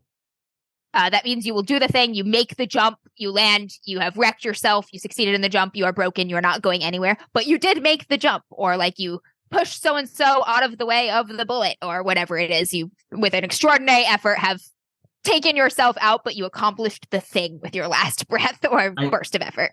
I think once you're broken, it says your character is basically retired. No, broken is a condition you can gain and lose many times. Broken just means you are now incapacitated for the combat until you either die or are made unbroken with medicine or help or rest or something. I getcha. Okay. But I think you are right. There's like a certain number of, I think, defects or something that you Yes. can Oh, you yeah. only get 3. That's what it is. before you retire. I believe the number is 3. Or go and see, or, Or both. yeah. Volcano Los Dos. Traumas, right? Are they called traumas? No, I'm thinking of Blades in the Dark now. Yeah. That's Blades in the Dark. We're thinking of Blades in the Dark. I That's don't a know what mechanic. it's called. We'll figure it out when we get there. It's fine. I think that's a Don't different worry game, about guys. No, I do remember reading it in this. There is something that makes you retire, but I don't remember what it is. Sorry. We'll get. Hopefully, Okay. we don't get there. Yeah, hopefully we won't get And if there. we do, we do. Whatever. We'll make a new character. They become just unprocessable. Yeah. Yeah. That could happen, say, if you get a critical mental injury that does not kill you or anything, but you can no longer do this. That is fatal.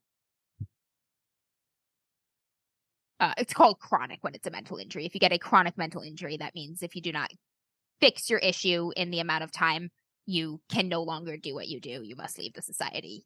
You have become broken in some way permanently. That sounds about right. Yeah. So that is a little lowdown on how those mechanics work. Are there any other important mechanics that I should mention? You have 2 actions. You have a regular action and a quick action. Essentially, Yeah, it's just like a slow action and a quick action, I think they call Yeah, them. you have like a slow action and a quick action. A slow action is like your standard action. That is, if you are making a skill check, it's usually a slow action. If you are attacking, firing a weapon, something like that. Your quick action is usually moving, interacting with an object, or I think you can defend with either in this one. The fight rules are different in every Year Zero game by Free League I have looked at. So before we get a fight, I will double check that. But you do have to reserve an action to defend against other actions. So if you use up all your actions and you get attacked, you have no more time to defend. You have been doing 2 things. You have been distracted. You're just going to get hit. Right. So there is a little bit of balancing and reserving actions when you think you might need to defend versus when you want to act. 6s in combat and in certain skills are used for extra or additional successes. So you usually only need 1 to succeed. If you get extras, you get to succeed with a bonus or something. And under each skill, it gives you an example. Is there move in this one, or is that only a mutant? That's in mutant. That's a mutant. There's too many Year Zero games. I really started doing this the wrong time, y'all. There's agility in this game. Let me find an example. Let's just look at a random skill and tell you. So ranged combat. By rolling more successes than required, you can increase your damage by 1. You can outmaneuver your enemy exchanging initiative cards. You can stress your enemy. Attack causes mental conditions rather than physical ones. Push the enemy into another zone or a specific part of the zone you are in. Make them drop their weapon or item. Picking it up during combat requires a fast action. Yeah, so there are extra things you can do in addition to the success, or you can modify your success in some way if you get extra 6s on a lot of skills and actions. Observation, every additional success you get on your observation test gives you a +1 bonus to a test where that information is useful to you in the future. So you know, oh wow, I got a shit ton of observation on this specific detail, and you're oh, I can apply this to this situation. I'm gonna get +2 or whatever. So that is how those work. Do you also want to talk about advantages? You have the opportunity to get an advantage before each mystery. There is sort of phases to each investigation. In the inciting incident phase, you are usually somewhere near your base, which is the Rose House in this case. You have the opportunity to prepare for the adventure ahead. You describe what you are doing to help you prepare. And then at some point during the mystery, when your preparation suddenly prove useful, you get a +2. You do that once per mystery.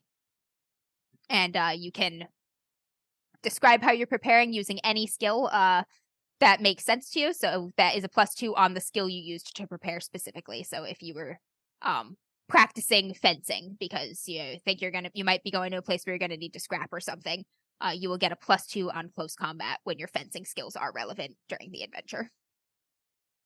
Et cetera, et cetera. If you were reading up on this particular tome of folk tales and anthropological notes and stuff about the people of this region that you are traveling to, and you're going to use some sort of empathy or something test because your familiarity is going to help you communicate with them. You'll get +2 on that. You have to specify, and you cannot do the same skill twice in a row. So next mystery, you will have to do some other skill. And then you can do the first one again. That is advantages. The castle building minigame involved in Vaesen is a little less important in Mythic Ireland and Britain because, like, kind of Rose House is more put together than Castle Gillenkrutz. But we will engage in a little bit of the minigame building. So between adventures, you'll have an opportunity to sort of develop the Rose House more. Rose House is a completed structure with lots of neighbors and stuff, so it's just kind of making new sections of Rose House that maybe have been off limits to new recruits available to you. And you get to like build different rooms and features and stuff. Or we're like, hey, and That's pretty cool. This was here That's the very whole cool. time, and it's just sort of like, oh, there was a butterfly garden here the whole time that we've never mentioned before. But now you're visiting it for the first time because you have bought it in the meta mini building game. Yeah, Cool. in the main I love it. in the main core Vaesen, you're basically building the society from scratch. So you're kind of building the house and adding all of its features. Yeah, you're like in a dilapidated fucking castle, like repairing it and finding hidden rooms and shit. as you're growing the society and stuff. That's pretty cool. Yeah. That's really cool.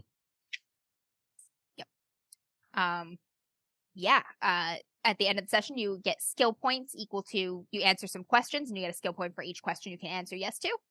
It costs 5 skill points to purchase an upgrade. That is either a new talent or a new rank in a skill. Pretty simple. And when she says skill points, she means experience points. Have I missed anything, Jess? I think that's everything. Kent? So There are all Doc kinds of special rules for special situations and stuff we will look at as needed. If somebody falls off of a cliff, I will look up falling rules. If somebody drinks poison, I will look up poison rules. If somebody catches on fire, I will look up catching on fire rules. Yeah, there's like holding and wrestling, fleeing and chasing, ambush Yeah. and sneaking. It's all special contextual rules. Yeah. I know Doc Void had kind of said, because I had said push an enemy into another zone during combat. There are 3 zones? I think it's close, near, and far or along. There's like, I think there are 4. I think there are 4. There are a few zones. There's like 4-ish zones. Distance and movement is abstract in this game. It's meant to be played theater of the mind. So rather than having a certain movement speed and number of feet, you just sort of describe which zone your character is in and which zone you are moving to your target. So if you are in melee range, that's like touch range. And then there's like a few steps away range. And then there's like you're in the same room sort of range. And then there's like you are moving from location A to location B. Significant movement must occur range. Your fast action can be used to move 1 zone easily, I think. 2 zones might take your fast and your slow or something like that. There's a formula. Yeah, I think that's what it is. Yeah, I think that's exactly what it is. So if you're like, I'm in the tavern right here. The tavern itself is probably like the medium range. If you want to leave the tavern to go into the yard or somewhere else, that is long range. It's going to take you 2 actions to clear the building and get out there. It's meant to not slow down the game and bog it down with things. You know, you're in the same room with somebody in a fight. The person right next to you is at that touch range. Everybody else is at that close range sort of thing. And that is all that matters really for understanding that.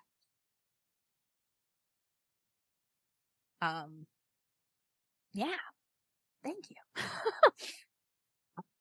So I think that is the crunchy info dump here. Anybody else have any questions, comments, or concerns? Nope. All right, folks, let's rock. Let's do an opening scene or 2. It is June in London. Yay! London. Yeah, it is June in London. Summer in London means different things for different people. For the high class and high society, it means elegant strolls in well-manicured parks, fine perfumes, parties, ball gowns, fine imports. For the have-nots, it means the stinking stench of the Thames and the low gutters sweltering and rotting in the heat. For you fine folks who have recently been recruited into the society, this will be your first summer serving there. Some of you may have been recruited at the end of the summer before, but it's your first June. So what June means to you is full of potential and new possibilities. You are familiar with the Rose House. You have been to several meetings of the society there. Rose House does have guest rooms, but you are all probably usually staying in your own abodes and whatnot. You do meet for the monthly meetings, though, where you meet with your recruiters, other members of the society, visiting members, sometimes even experts and friends of the society come in to consult on things. The Rose House is sort of the central hub of the Apollonian Society, which you are now proud, if quiet, members of. The Apollonian Society is dedicated to investigating all of the mysteries and things that go bump in the night in order to understand and better protect humanity from them. You are the select few. You not only possess the sight, but you have been observed by highly skilled professionals who have seen something in you and deemed you worthy of joining this prestigious order. Up until now, you've shadowed other more senior members of the society. You've joined them or assisted them on various investigations, sometimes with something as simple as research in the library on topics they've requested. At other times, perhaps traveling to some of the nearby counties and things outside of London to look into a mysterious goings-on. You've never led an investigation yourselves, though, nor have you turned up the scent of one. These things have been brought to you, and you've been asked to assist as the more senior members see fit. The Rose House is constantly in and out traffic. There are many members of the society. You're not actually sure how many, but you're still seeing new faces once in a while.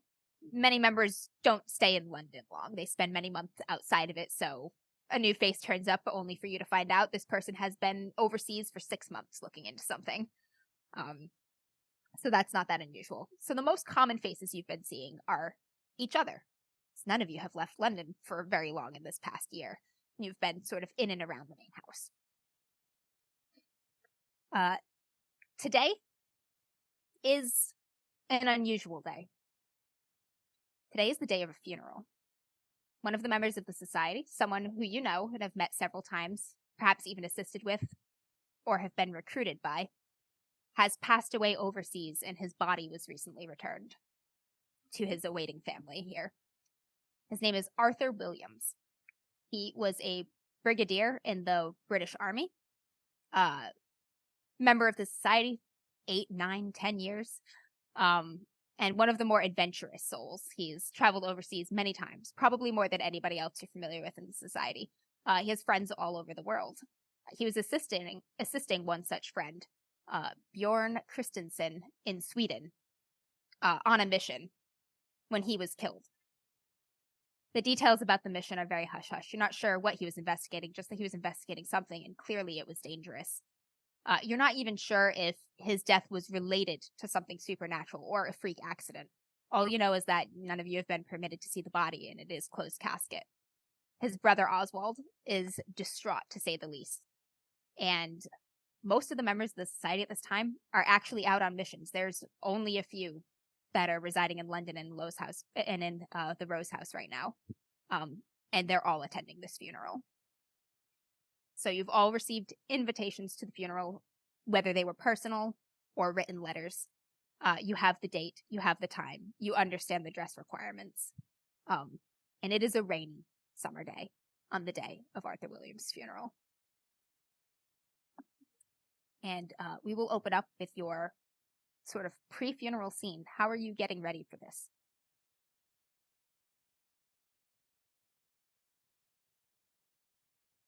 I'll go first. Rosalie received the letter. Thank you. She saw the dress requirements and she kind of sighed because she doesn't have much in the way of other dresses or clothes or anything. Well, she grew up with that, but she doesn't have that stuff anymore. Fortunately, she really likes black. So she has a black dress and a black shawl because that's pretty much what she wears all the time anyway. So she's doing her best to get it clean, at least, which is as much as possible. There's still some little flecks of paint and stuff. So she's very busy getting ready in her studio, which is I would probably say like in the second floor of a tenement down in like the Whitechapel area.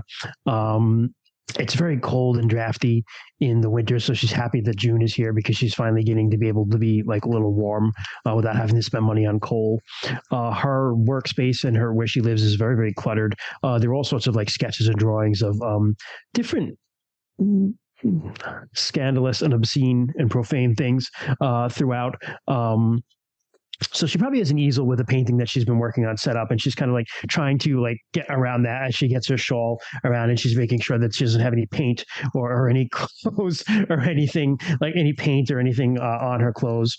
And then she kind of dashes out the door As she dashes out the door, the landlord, Mr. I need a fucking English name, Mr. Ludwig. Oh, no. Yeah. Okay. Yes. Oh, Ludwig. okay. Because you know what? A lot of like Property foreigners owner. lived in that area of London at that time, so Ludwig could be a guy who lived there. Fuck Ludwig. What a he- callback. Yeah, Ludwig shows up asking for the rent, and she's just Naturally. like, "Oh, right, of course. It's yes, well, just a little bit of an issue with the painting, but I'll have you. I'm sorry, I'm terribly sorry, I have to go." And she kind of just like brushes past him and escapes him before he can like pin her down as a time she's going to actually pay the rent, and she's just off into the crowded streets of Whitechapel before he can find her.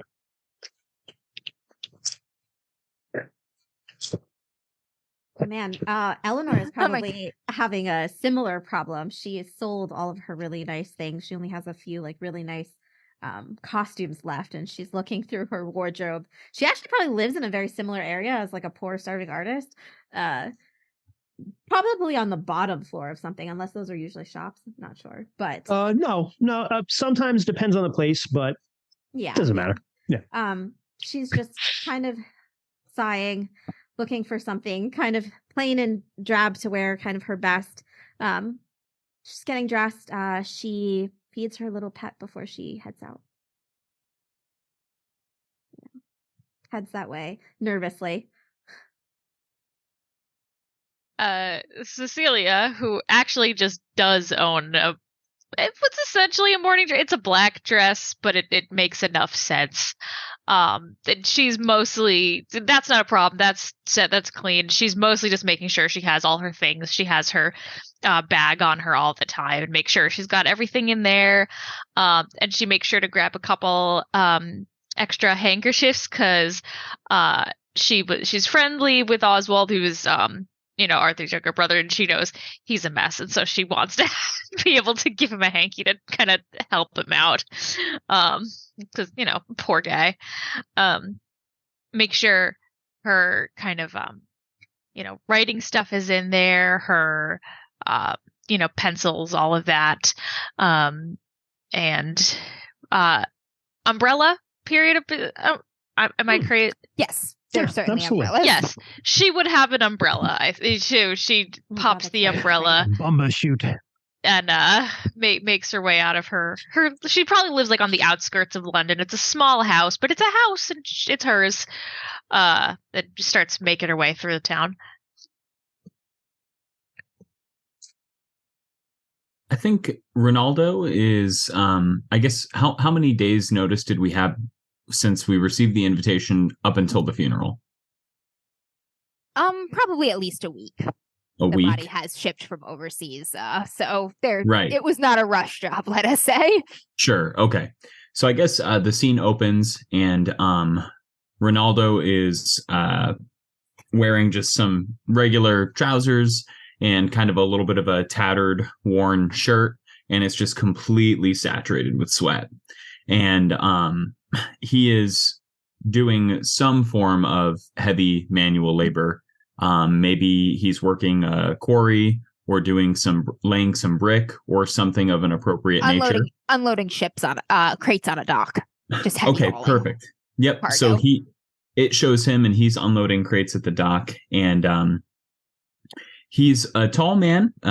Despite his age, his back is a little hunched, but he stands 6 feet tall, so he was probably taller in his youth. And he seems to be keeping up pretty well with everybody else. He sets down a large, kind of heavy crate, and sets it down and leans on it. And he looks over at June, and she's just sitting there quietly watching him as he's working. And he says, well, I guess that just about does it here. Let's go get our pay and go get that nice jacket. Right. For Riley, he probably for the first couple of months in London before he was recruited, he probably stayed at a local thing. Like he came over with very few At a rooming house or hostel sort of room thing. house or hostel and thing. Like he came over with like pretty much what he was wearing, maybe a heavier coat for the time that he came over. Wow. So by now he's probably taken up residence in the Rose House. All right. So at this time, like being he doesn't have much of extra clothing, he's gonna ask the butler, Mr. Hawkins, there, if there's anything that the house could spare for this mournful time. Yes, certainly, Mr. O'Day. There are several garments that I think might fit your stature. Let me take a look. I'll bring them to your room. Thank you. Thank you very much. I will wait. And I think he's in the time he's going to wait. Like I said, Riley's a bit of a musician and thing. He has a tin whistle that he did bring over with him. So he's probably gonna tin whistle. Irish tin whistle. Gorgeous. Love it. He's gonna play a little slow, mournful song on that while he waits. Mr. Hawkins is back in 6 minutes. He knows exactly where the items that he was thinking of were. Ellis Hawkins is the butler of Rose House. In your time that you have known him, he has been nothing but polite, efficient, perhaps a little reserved, but he knows every single corner of this house like the back of his hands. He handles all of the paperwork, the correspondence, everything with complete efficiency. He also serves as the Rose House librarian. He knows, you're pretty sure, every book in that library, and it is a substantial library. So he wears many hats in Rose House, and he wears each one very well. He's back in 6 minutes with 3 different suits, all of them in appropriate funeral black. They're all pressed, neat, clean, ready to go. And he hands them over to you, and he says, brings me no joy to say that unfortunately the Rose House does have quite a collection of funeral black. But whichever one you like. And Thank you. To it. Thank you, Mr. Hawkins. He'll take his time picking out something for the funeral, being that Oswald was the one that brought Riley into the society. Arthur. Yes. Was it Arthur? No, I thought it was Oswald. Oswald is Arthur's brother. Oh, yes. Sorry. Oswald brought Cecilia in because Nerd Squad. Nerd Squad. He's the mixed fucking up the names. history professor. Yeah, of course, true. he's the one that brought Celia in. Arthur was the one that, yes, Arthur, the man who has passed, brought Riley into the society. So him being his mentor, probably the one who knows what or knew what Riley was looking for in the first place. The one he probably felt closest to in the society so far. And even in the short time that you knew Arthur, the few months here that you've since your recruitment and while you were training with him, you felt like you got to know him very well. Arthur wore everything on his sleeve. He was he's a brigadier in the British Army. He was well loved by his men. You had the occasion to go out, to a few bars drinking with some of his men, and you could tell that there was no loss of affection there between them. He was very outgoing, bold, loud, but not really in an obnoxious way. And despite that kind of outward noise and boldness, he was very astute also. He had an eye for things, and if you were a less astute person, it's easy to miss and think of him as, that typical rowdy soldier type. But he was a smart man, he was clever, and he could read people well. And that's what drew him to you, as a matter of fact. He'd perhaps frequented the same bar you'd frequented at a time, getting your meals on the run, having no kitchen to prepare when you first came to London. And there was something about the look of you that had Arthur sit down next to you at the bar one day and get to talking. He was very easy to talk to. But Arthur could always tell the look of a man who was looking to make amends for something. And over time, you opened up to him a little bit. Arthur, once in a while, had some odd jobs and you needed cash you were able to assist with. And you quickly proved yourself capable to Arthur, and you had seen his own capabilities too. Some of the jobs are strange. Some of the jobs are jobs that, the police won't touch, sort of things. But it was your kind of strange. And sort of without even discussing it in the open, you came to understand that you had similar experiences in some ways. You were looking at the side of the world that sits in the dark, mostly. The side of the world that gets laughed at for superstition here or there. And after a few weeks, these odd jobs getting, more and more frequent here, more and more intense, eventually things happening that if you were a normal person, you would be desperate to explain. But your own experiences led you to believe that you kind of already had part of that explanation, and so did Arthur. He invited you to a meeting at the Rose House. And you came to understand his involvement in the society, the existence of the society, this bright, shiny opportunity that was exactly what you need in this desperate time after searching for tiny, pitiful leads for so long. So you jumped at the chance to join when the hand was offered to you. And from there, the whole world opened up. The library, the stories from the others, the experiences, the encounters, some of which are so wild, so impossible that even you had struggled to believe with your own experiences.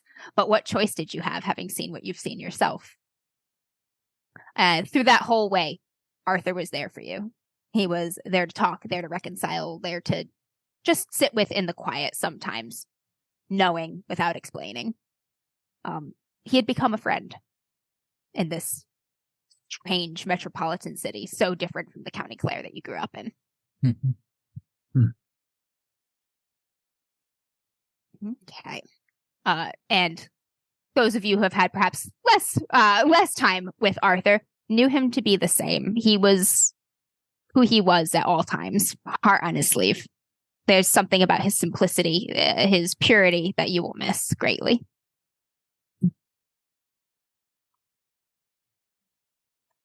Okay. And that was the last. So you all arrive by your various means, whether on foot, by cheap rented coach, or perhaps charity from a friend dropping a lift at the cemetery for the funeral. Does anybody arrive late? You all arrive on time, with the due respect deserved. Rosalie might arrive a little late. A little bit Just late. because this is a society leftover thing with her. She arrives a little late. We live in a society. All right, so the cemetery is drizzling. There are black umbrellas open. There's no missing the sight. You can tell by the black umbrellas and the sharp military uniforms. Arthur did not die on active duty. He was on leave and abroad assisting a friend when he came to his unfortunate fate. But he was well respected and had earned several military titles during his time in the British Army, and his men in his army are here for him in this moment. There's a sort of stark divide. You can tell every one of the military boys from the citizens, from the society members who are also in attendance. They stand on different sides of the funeral site, but all of them stand somberly. The military men with a stoic composure, the society members and the few sort of outside friends, perhaps weeping softly, looking grim, brows pinched with pain. Oswald is there, Arthur's younger brother. He's standing next to Lorelei, another member of the society. His fists are tightly clenched, trembling a little bit, and it's all he can do to keep his expression straight, to keep the tears from flowing. And Lorelai's standing close, perhaps closer than she usually stands to Oswald, almost protectively. The Countess is also in attendance. She stands with a space around her, a birth of almost deference, a gap there. Her gowns are black, voluminous, wealthy. Those of you who are perhaps more learned in the finer ways of society, dated, though in good shape. They're of a style perhaps a few seasons ago. But she stands regally, chin up, head held high. Countess Alma Harcourt, the sort of unofficial leader of the society from what you have all gathered. There is no leader of the Apollonian Society, but everyone pays deference to Alma, and she is the longest serving member of the Apollonian Society that is alive today. in her 60s. She's very thin, severe cheekbones, sharp nose. Her hair is long and beautiful dove gray. It's plaited up in intricate braids that shows the care she still puts into her parents. But she is here for Arthur now, though she misses more society meetings than not and doesn't go out on missions any longer. Lorelei Winchester stands next to Oswald in an almost protective stance. She is an American from overseas, was not born here, speaks with that funny accent. She's been a member of the society for about 6 years. She's an heiress from the Winchester family. She came with some money, though not a ton. Most of that is going to end up her sister Daisy's, as her sister is stayed behind in the States to care for their ailing aunt, Sarah Winchester. But she's come here to the Apollonian Society seeking answers about the strange things her aunt has been saying in her age. And she's maybe found a few. That's cool. Fuck yeah. Mm. And then finally there is Oswald, Arthur's brother. He is smaller than Arthur in every way, both in his personality, presence, form.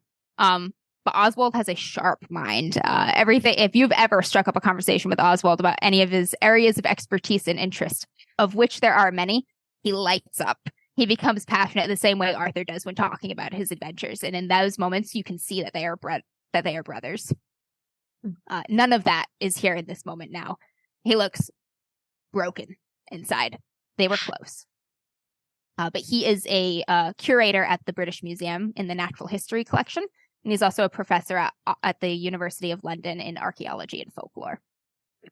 He's currently getting into botany quite a lot. Perhaps it was he who picked out the flower arrangements for the funeral today. The final member of the society here is Arthur Williams, the guest of honor. Closed casket with the Union flag draped across in military honors. Sitting there, laid out in the cold, grim-looking ground. The last time he will be here in the land of the living. You see this procession gathered as you arrive, Rosalie. Quick stepping there. They haven't started speaking yet, but everybody is in places, and the soldiers have sort of lined up, assumed the proper form for the military honors that they are about to bestow upon Arthur. So they perhaps delay a second or two longer as they see you hurrying to the funeral site before they get started. I didn't want to be like noticed that much, but I'm unhappy about that. So I just kind of like sidle in and like as far away from Riley as possible. Maybe I see Cecilia and just kind of like settle in with her. Oh, idea. Yeah, she'll move her umbrella over so that Rosalie is also a little protected from the rain. Thank you. Yeah, she's wet. She did not. She just had a shawl. Yeah, and she walked here because she has no money. So we got them good cabs, though. Yes, we do. Yes, we fucking do. Cardiovascular. There's a little bit of relief in that this crowd seems to be less interested in judging you or watching your late arrival than perhaps the crowds that your family runs with, Rosalie. They seem much more focused on each other or the coffin. A little more forgiving, perhaps. But the military honors are conducted. He gets the whole thing, the flag, the guns, the reverse rifle thing that they do in the UK. Forgive me, I am not super familiar with British military. As you are, buddy. Yes, sir, buddy. That's the Canadian military. Honors, yeah. Oh no! But it is conducted with precision and clip, and the soldiers pay their respects one by one. The flag is bestowed upon Oswald, his nearest living relative, and Oz takes the flag and he just like holds it kind of limply by his side after nodding his respects. And the military departs after that.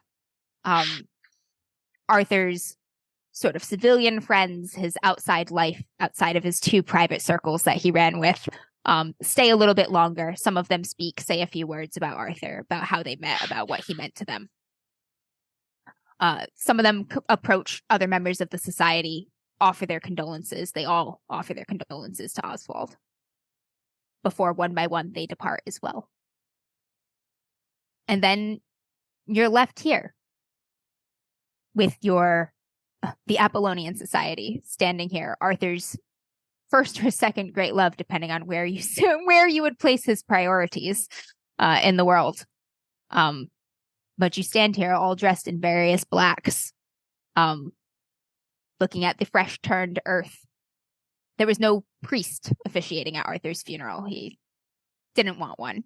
The military honors, the words of his loved ones and his friends, that was enough to send him off.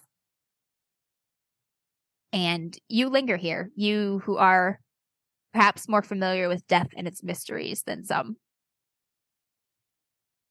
If there's anything anybody would like to say right now, Rosalie, you're just sitting in that perfect moment of quiet. Rosalie will offer her condolences to Oswald. She'll walk over to him. And then, Cecilia, did you offer your condolences? We spoke earlier. Oh, okay, well, I'm going. And she just walks over and, hand out.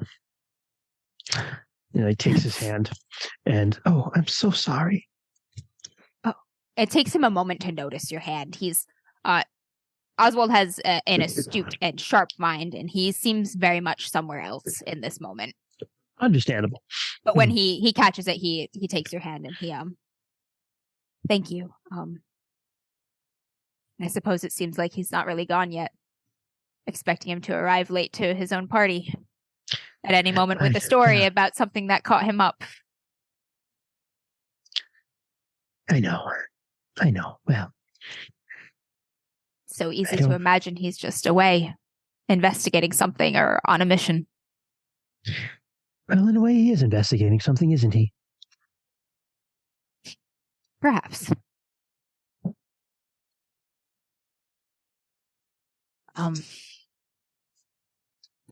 Oswald kind of looks around lost for a moment, and he says, there's no need to wait up on my behalf. Oh, right, of course. Well, I just wanted to express my condolences, so I will leave you to it. Appreciate it. If there's anything you need, let me know. He just sort of nods politely. Drawing of boobs. Drawing of boobs. You feel a drawing of boobs when that would certainly have an impact on us. Here you go. God, we're getting all the Good Society flashbacks in this game. No, Rosalie can actually draw, Robert, bro. Yeah, that's all I can think of. Right. That meme. How do you feel about nudity? It's just Thank you. Naked. Oh, fuck. Sorry. Lady Harcourt sort of clears her throat quietly, and everybody looks toward her sort of right away. And she says, well, everybody is here now. I think it would be best for us all together at Rose House this evening. We can share a few drinks, a few stories in Arthur's memory, as is deserved. And there's a bit of business we have to discuss. And she kind of glances at Oswald when she says that, and his mouth tightens a little bit. I'm gonna. Lorelai also shares that look. She seems to know whatever is going on as well. I was just gonna say I'm gonna look around to see who knows what it is she's referring to, but it seems like just those two. Yep, seems like all of the senior members here, of which there are 3. Gotcha. Now that Arthur is no longer with you.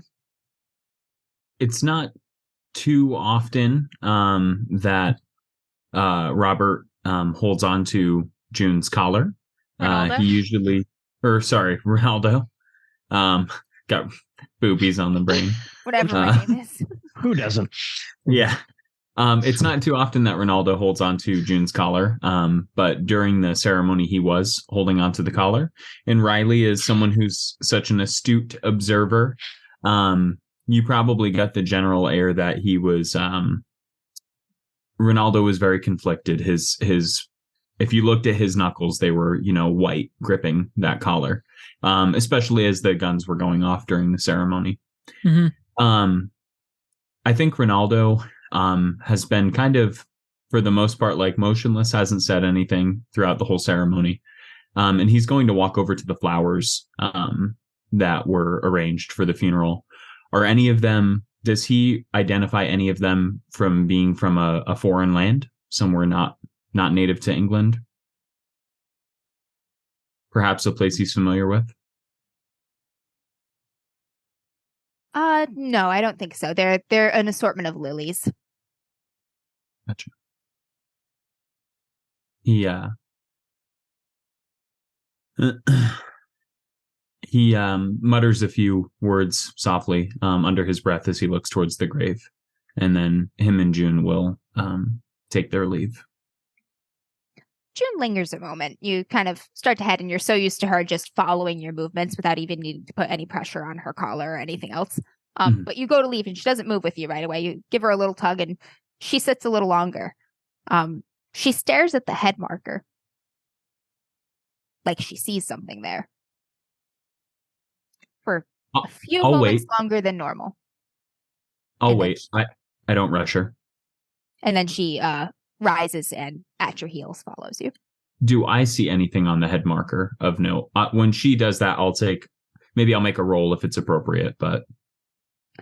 Just Arthur's name, date of birth. The design at the top of the head marker is the sigil of the Apollonian Society, but other than that, gotcha. Nothing more. Sounds good.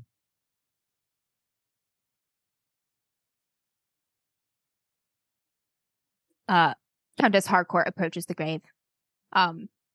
She clasps her hands and bows her head for a few moments in silence. What she's saying to Arthur now in this moment, you could only guess. And then she takes her leave as well.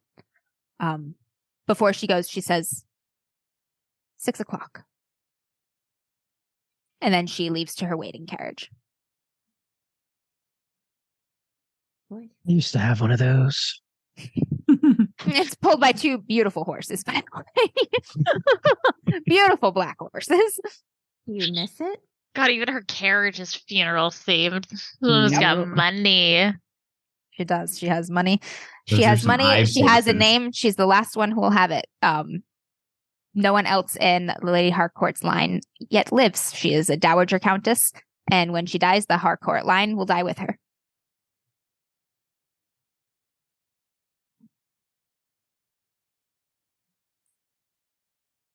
What time is it now? What time of the day? It's probably 3 o'clock. You've got a good 3 hours Okay, so we to got some go time. about, do things, prepare, spend time alone if you want. Lorelai sort of leans in. Oz says something that just sort of shakes his head a little bit, and then Lorelai leaves his side for the first time during the funeral, and she's like, all right, well, there's things to be done before the meeting and the dinner tonight. Let's get to it. And it is clear to you that she's like, let's give Oz some time and space. And she sort of sweeps you up under her wings, her American eagle wings, away from the grave. To the wide arms of patriotism. And she walks with you freedom. toward the cemetery gates. Yeah. I'm sure we're going to discuss this a little more at dinner, but no point in leaving you all in suspense and wondering. Oz and I are going to be leaving to Sweden. And there's a mission for you. And I think you're ready. And she looks at you, Eleanor, when she says this. All of the other members are out right now, so nothing like a trial by fire. But Boost. By fire. or ice. Details at dinner tonight. It'll be fine. This is the worst of it, I'm sure. Are the 2 of you going to be joining Mr. Christensen, where Arthur? All right. Yes. It is ambiguous as to the naturalness of Arthur's death. And well, there's nothing for grieving like the truth. Uther set you free. She sort of inclines her head toward you in agreement. I'll kill you, she says under her breath. Some would say those are the same thing. True. Well, I'm Some would say if grateful- the truth should kill you, then you deserve to die. Well, She smiles a little at that. You Well, see Can also have a Cecilia. little bit of gallows humor. yeah. You see Cecilia's hand reach for her bag, and then probably remembers that it's raining and pulls her hand back, just like, nope, don't rain in the rain, don't rain in the rain, don't rain in the She's rain. like, that was oh, cool. The day that's a for good later. line. That's Yeah, a good that was- line. It's like, oh, that was Remember really it. cool. Remember it. Shit, it's raining. Rosalie sees it and goes, "Don't worry, darling. I'll just tell you later." Thank you. Well, I'm grateful to have your trust. I'm sure we'll be fine. So am I. are all of us going? She side eyes Riley as she says that. Oh yes, Lady Harcourt will be. Lady Harcourt will take note of anyone who is not there, and she will be displeased. No. I mean on the mission is what I mean. I think so. It's like an all hands on deck. All right. 5 new recruits. It's got to be worth the weight of 1.5 seniors. Your confidence is truly overwhelming. I try. I will see you there. And she kind of just lengthens her stride a bit and heads off in her own direction. Well, that leaves us with some time. Well, if anyone is in need of a quiet place with a fire, my cottage door will be open to the lot of you. Oh, that's very Sounds nice, wonderful. I'll come Cecilia. with you. That's very nice. She Cecilia. knew exactly what the answer was going to be for Rosalie. All us fucking poor motherfuckers. Warmth and shelter? Yes, please. Out of Do the you have rain. tea? Like, It's like, does your house not leak? Yeah, so she will walk back, leading anyone who wants to join her for tea and a fireplace. Riley Funny, will Cecilia. Riley will politely decline, and thank he'll goodness. say he'll meet everyone back at the Rose House in a few hours or sooner. People show If up. you get, he's like, I live there right now. Nora The will butler's my politely. bestie. She'll take that note too, and she'll politely decline as well. But I will see you all there. Safe travels. They trust us. Let's prove them right. Ronaldo went for a walk, so he's not there. Yes. That's right. He and June left. Walking June, walking the streets of London. In the rain.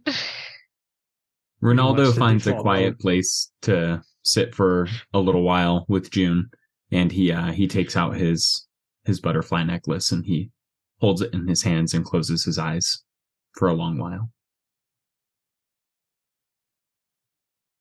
Anybody have any preparations or anything specific they wanted to do before the evening, or shall we skip ahead to it? No. All right, you all arrive at the Rose House, assumedly in time to be on time for dinner, perhaps a little bit early. There's, chatting and discussions and niceties that happen before these sorts of things. But the Rose House is a 2-story building. Hold on. Yeah, I think it is. Sure, why not? Who's gonna stop us? How Who's gonna stop us from making it a 2-story building? how big was the society that was at the funeral? There were the 3 kind of head members and You us, guys. but like, was there a couple others or? Nope. You're the Oh. only society members that were in attendance. Everybody else is out right now. I see. That's right. You did say this. Okay. They were out engaged with things or too far to make the funeral. I see. So we are holding down the fort basically while they go overseas. Okay. You are holding down the fort. Everyone's been here less than a year. Is this my work? Yeah, surprise. The society is just a low budget fire station. Hey now. Whoa, Rose but Me, when I House. realize I'm one of the most senior members of my job on the office at one time. Oh boy. Rose House is a 3-story stone building at Aldermanbury, not far from London Wall. It has a kind of gated courtyard that you pull into. Half of the ground level is occupied by the coach house and stables, which are entered from the street through the arched double gate. The rest of the floor consists of kitchens and storerooms with a small cellar for wine and perishables, and Hawkins's office and small bedroom are also on that ground floor there. The stairs lead up to the first floor where the main activity of the house takes place. That's where the central lounge, which is furnished with sofas and armchairs, it leads to. There's doors to the library on that side there, and the small museum on the other. The dining room and eating facilities are there as well. The top floor is mostly devoted to bedrooms, which are made available to visiting members and or itinerant members. And it's called Rose House because of the beautiful round rose stained glass window that is centered above the door. The light shines in to the second floor lounge area that the stairs emerge into. It's a very old building. It burnt to the ground. Great fire. It was a great fire. Yep. Yeah, burnt to the ground in 1666 and was rebuilt a couple years later. Wow, in the what a Great year. Fire. 6 had a significance. Talking about the Rose House and the Great Fire that it survived, members like Oswald or Lorelei, when they have a drink or two in them, are happy to go off on history and whatnot. We'll have mentioned, that the very strange thing about the burning of the Rose House was everything burnt to the ground except for the library. Rumor has it, not a single book was harmed in the fire. Was not there to observe it myself. Usually these things are, sort of exaggerated, but still interesting bit of history. But you all arrive one by one at Rose House. Hawkins is there to take your coats away to the little coat closet, hang them up where they will dry in a way that does not damage the floors or leave unsightly puddles. Efficiency. And then lets you all know that the others are waiting in the lounge. Okay. You head up to the lounge. You can smell the food that is being prepared. Smells like quite a spread from the scent of it. Those of you who have lived perhaps hungrier lives get a little bit of a rumble there at that. Mm-hmm. But, must not be too eager for the dinner here. We are grieving. And grief and perhaps an empty stomach are complimentary. But in the lounge right now, Lorelei and Oswald are there. The Countess is not arrived yet. But there are an assortment of tea has been served. There's various teas available. There's some brandy, a couple just little snacky things. But Oswald and Lorelei are lounging different couches, chairs, just very quietly nursing a cup of tea for Oswald and a little snifter of brandy for Lorelei. When the first of you come in, Lorelei's like, "Hi." Oh, hello.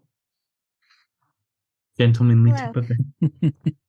Have a My seat. lady. Nothing impolite about a little bit of brandy before These are a hard dinner. times. A dinner after such an fucking shitty day. When do you both set to leave? Oswald says 3 days. 3 days.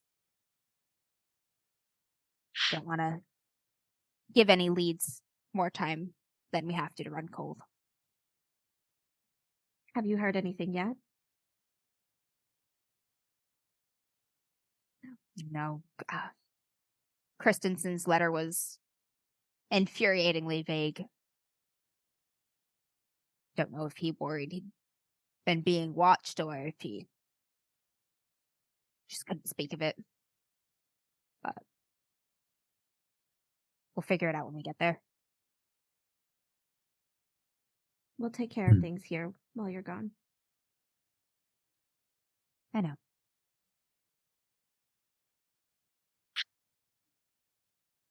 It's a grim evening. But you're welcome to chat a little bit, mingle, while awaiting that dinner bell and the arrival of the Dowager. May I say hello? I come over to June and Ronaldo. Oh, yes. Please. We're just Holds out our warming hands to ourselves June. by the Let us- fire. Yes, it's in a little cold for a June. Not the dog, but the month itself. No. Being in the rain doesn't help. But June is warm and warm-hearted, isn't she? And he gives her a big scratch and scritches behind her ear. She always seems to enjoy your company, Rosalie. Yeah, I'm glad someone As does. do I. Thank you. She's a good girl. Looks at all three of us. Look at Riley and growl. Things have been well for you, Ronaldo? As well as one can hope. Well, if you find yourself in want of shelter or food, you know where I live. Can't offer you much, but I will share what I have. Fortunately for me, my situation's improved dramatically since coming here. I am happy to Ronaldo, hear are you that. staying in the guest rooms at Rose House, or do you have a small apartment or somewhere else that you stay now? So I definitely don't have a place of my own. I think Ronaldo, I think it's about 50-50. Half the time Ronaldo doesn't stay there and you're not sure where he is. If ever it's crummy weather, he absolutely stays in either one of the guest rooms or he crashes on the couch in the living room or something. He's an old man, so he does one of those like old man sleep things where he just kind of nods off for a couple hours in a chair and then he's like good to go. But yeah, inclement weather he stays here. Inclement weather he stays here. When it's nice out, he's usually not around. Arthur had in the past invited you to stay at his place whenever you wanted to, open door. And when Arthur was away on missions or with a military deployment, he welcomed you to make use of his apartment. Very small, kind of sparse. Arthur traveled too much to accumulate a lot of stuff, but that was an offer he had made to you. I think something I took Arthur up on was a shave when I first came to the house. All right. The military haircut from the military guy. Get you cleaned up, looking sharp. Yep. That's something he did for me. Treated you like a person. I am looking for a letter. At this point, the Dowager makes her appearance up the stairs into the parlor, unannounced. This place is like a home. In the Rose House, she's able to put down some of the formalities of her station among her fellow society members. But she walks in and she's like, I hope the weather didn't treat anyone too poorly getting here. I see everyone is here. Let's talk over food. Splendid idea. And she leads the way to the dining room. At the dining room, Hawkins is assisting Mrs. Morley, the cook and housekeeper who visits every day. She lives a couple houses down from Rose House with her family. Comes in every day, prepares food, helps with the cleaning and whatnot. She and Hawkins are working together now to set the sort of baseboard with different foods. Sort of a buffet style type thing. Grab your plates, get some foods, and then have a seat. Is there any food for June? A big old ham bone or something? Aww. You are welcome to feed June on a plate from whatever is offered at dinners. Nobody will balk at that. Okay. June's basically a member of the society. Yeah, there is probably a designated June bowl that has been put into service for her. Are there any other animals of the house? There is a cat, but other than that, the cat comes and go as it pleases. It is sort of an indoor-outdoor cat.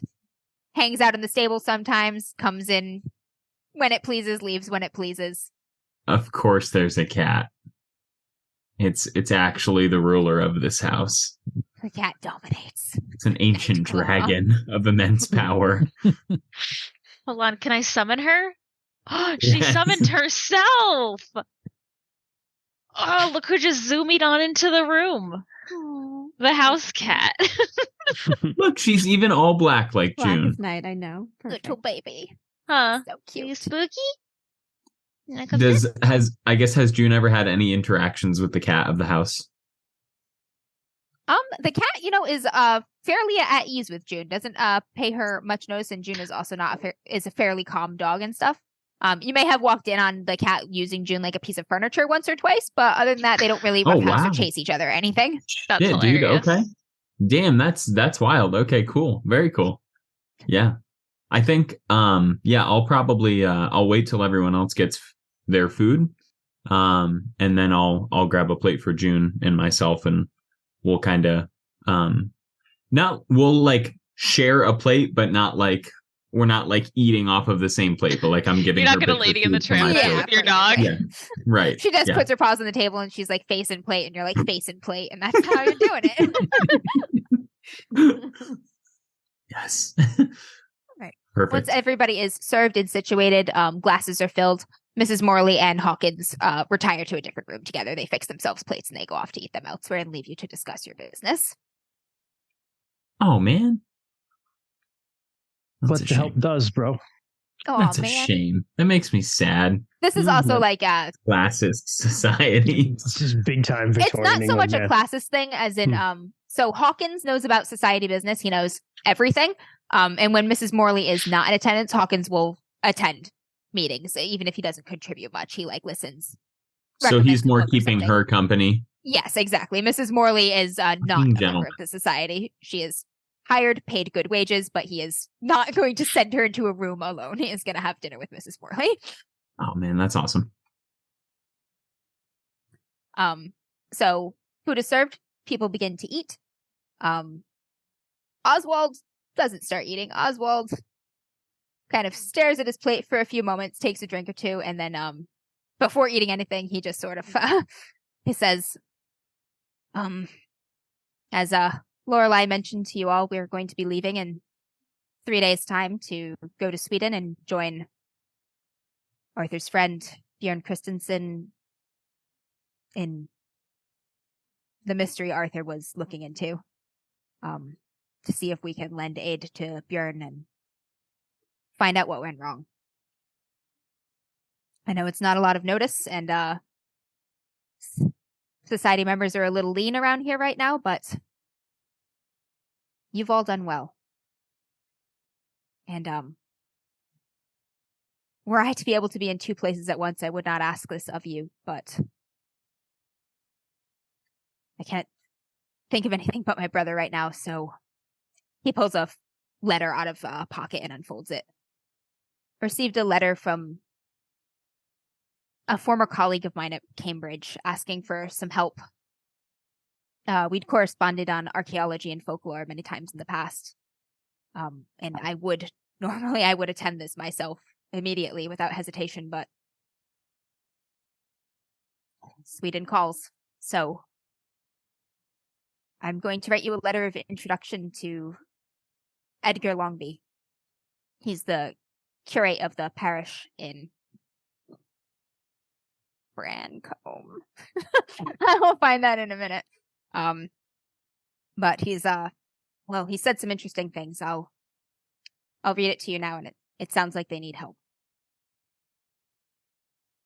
I have to find the so What in is that he's a curator of a parish, you said? curate. What is a Difference between curate? Curator. He is a holy man of some kind. So it's like a Church of England sort of thing. He's like a.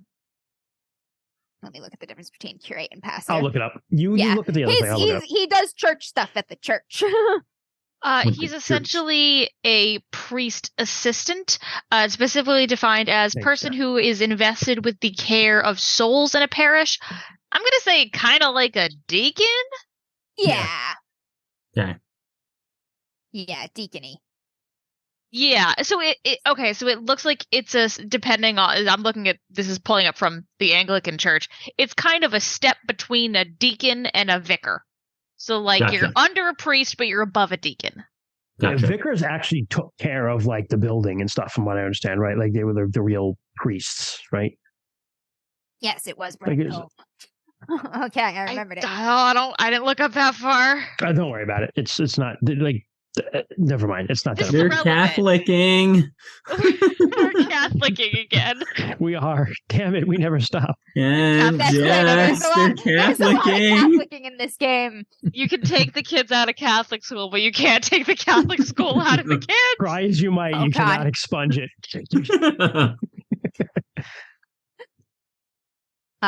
Oswald unfolds the letter and just reads to you. My dear friend, I fear I've been remiss in failing to keep up our acquaintance. The correspondence of our student days was most enlightening for me, and I dare hope that you found some diversion in it as well. I still dabble in local archaeology and folklore, and have read a little in the London newspapers about your recent discoveries in your own country. That should be counted because you're in the same country. I wish I were writing now to renew our acquaintance and to propose further exchanges on such fascinating matters, but I have another purpose. Certain troubling events around the village where I serve as a curate of the church reminded me of our discussions concerning the legends surrounding standing stones and their connection to folklore and the tales of witches, hags, and other troll folk. More than that, a young woman is dead, horribly murdered, and her former suitor is in danger of hanging for the crime. Since the unfortunate girl's body was found, our village has been in the grip of winter.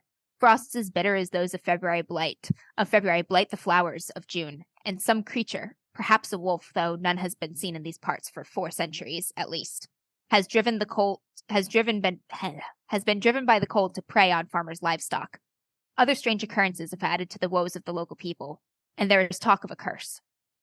In our student days, you hinted at some knowledge, some resource that you could bring to bear in unraveling mysteries of this nature. If you do indeed have it in your power to investigate our situation and bring the truth to light, then I beg you to do me the honor of visiting. My home is humble, but it is at your disposal. I await your reply eagerly and hope for the pleasure of renewing our acquaintance in person. Sincerely yours, Edgar Longby, M.A., curate of the parish of St. Biran, Brancombe. I don't know what NR is an abbreviation for. Ansbury, GLOS, which is another. These are addresses. I presume NR is north. Yeah, NR north. It's not North really. Annonsbury. GLOS Gloucester. I don't know. It is the parish of St. Biran. Gloucestershire. Gloucestershire. Yeah, I'm like Gloucester. Gloucestershire. Any relation to Worcestershire? What is the name of the town, Amber? Brancombe. And then he lowers the letter, and if anybody looks interested, he will hand the letter off to whoever's like, oh, can I look at it?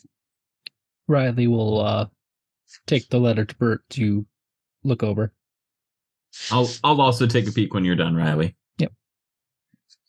And there is a PDF of that letter with the neat handwriting and everything that is unintelligible to me without the translated text. I was like, how are you reading this so fast? Yeah. I was like, that's what I was thinking too. He's got a practiced hand. Perfectly OCR'd though, because I was able to copy and paste NR Annesburg GLOS into Google, and it perfectly OCR'd it, and I was very pleased. Oh, nice. I also can put in the text copied from the book in regular print for y'all's. Yes. Oh, okay. Yeah. Ken is like, I would like to know what this says. Yeah, Chris Wentz says it's near. NR is near. Oh, near. See, learning something every day. Near Annesburg and Gloucestershire. Okay. Yes, Annonsbury is the largest town that is anywhere near Brancombe. Makes sense. A village. Makes sense. Oswald says, during our days at Cambridge, I found Edgar to be of keen mind and questioning disposition in nature. I'm actually a little surprised he went into religion in some ways, but it seems he has not lost intellectual curiosity. He was a good man. And it sounds like the people of Brancombe need our help. And he kind of looks between you all. Will you rise to the challenge? Of course, that's what we're here for. Thank you. I'll take it as a personal favor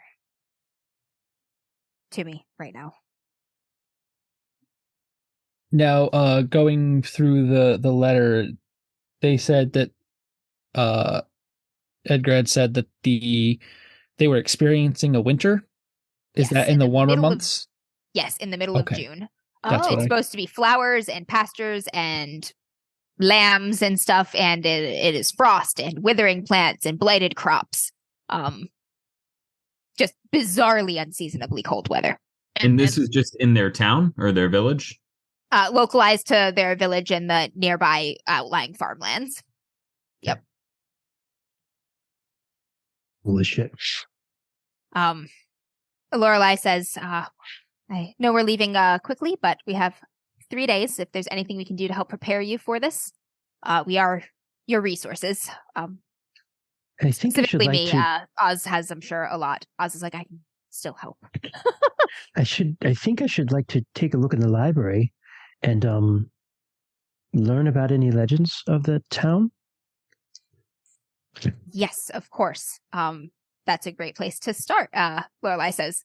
And Oz says, I can get you a list of titles that we had discussed, Edgar and I. I'm sure I can recall most of them. I'll get that to you, and Hawkins can pull them. Thank you. Anything similarly in the library vein? Anything on standing stones? Yes, there are several tomes on standing stones in the library, if I recall, and I do remember the standing stone in particular outside of Brandcombe. There's a folkloric legend, somewhat religious legend, somewhat kind of folklorish fancy about Saint Biron, the saint of their local parish, having turned a creature into the stone. It was quite a few years ago that we discussed this, but I do remember that much at least. I'll look into more details. Yeah, certainly something I'd like to look into.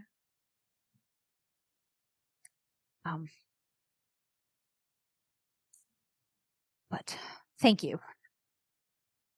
And then he sort of looks at his food like he doesn't want it to be there. Eat just a little, even just some bread. Settle your stomach.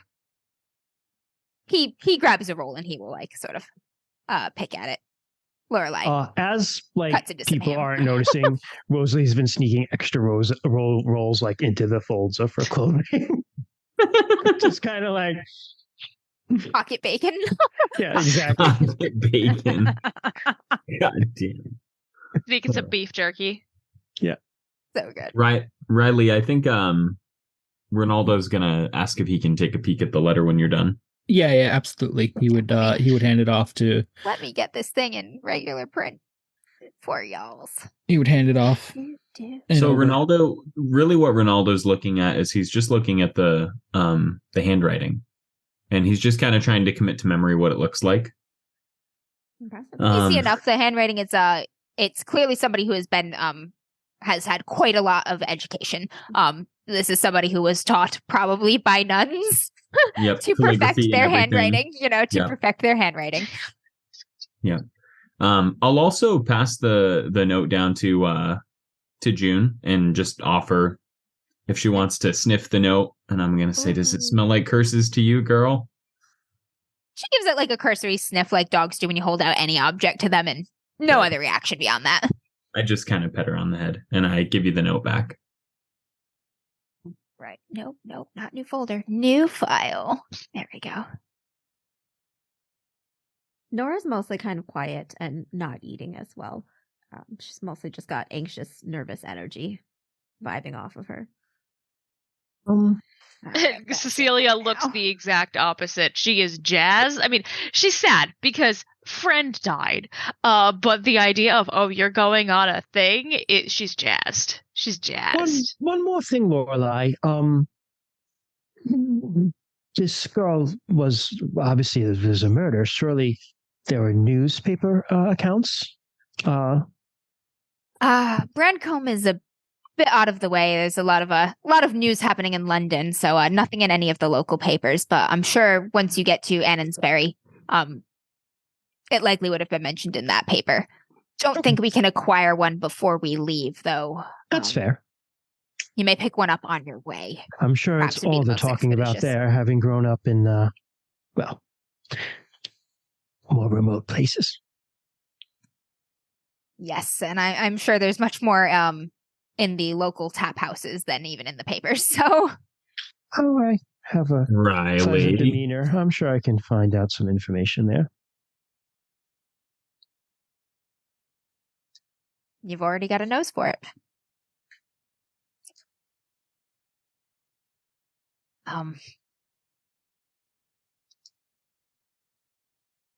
So, business aside, I want to tell you something that Arthur said to me before he left on his last trip. And Lorelai kind of sits back and she gets a little smile as she recalls like this fond moment, and she shares a story about having gone out drinking with Arthur. She's like, and she kind of brags a little bit too. She's like, she's proud, like I'm the only member of the society that can keep up with Arthur drinking, okay? And like now you noobs are gonna have to try to keep up with me. So I'm gonna carry that torch for him. Brace yourselves. But it's a funny little anecdotal story that really captures a bit about Arthur's personality and the sort of good-naturedness of his humor, even when there's a little bit of shenanigans involved. And she invites other folks at the table to do the same. The Dowager also shares a kind of more serious story about Arthur. Arthur comforting her after a sort of a hard mission, a hard loss of a society member several years before. I'll share the story about Arthur giving me a shave, proper military shave. And I'll look at the rest of the group and I'll say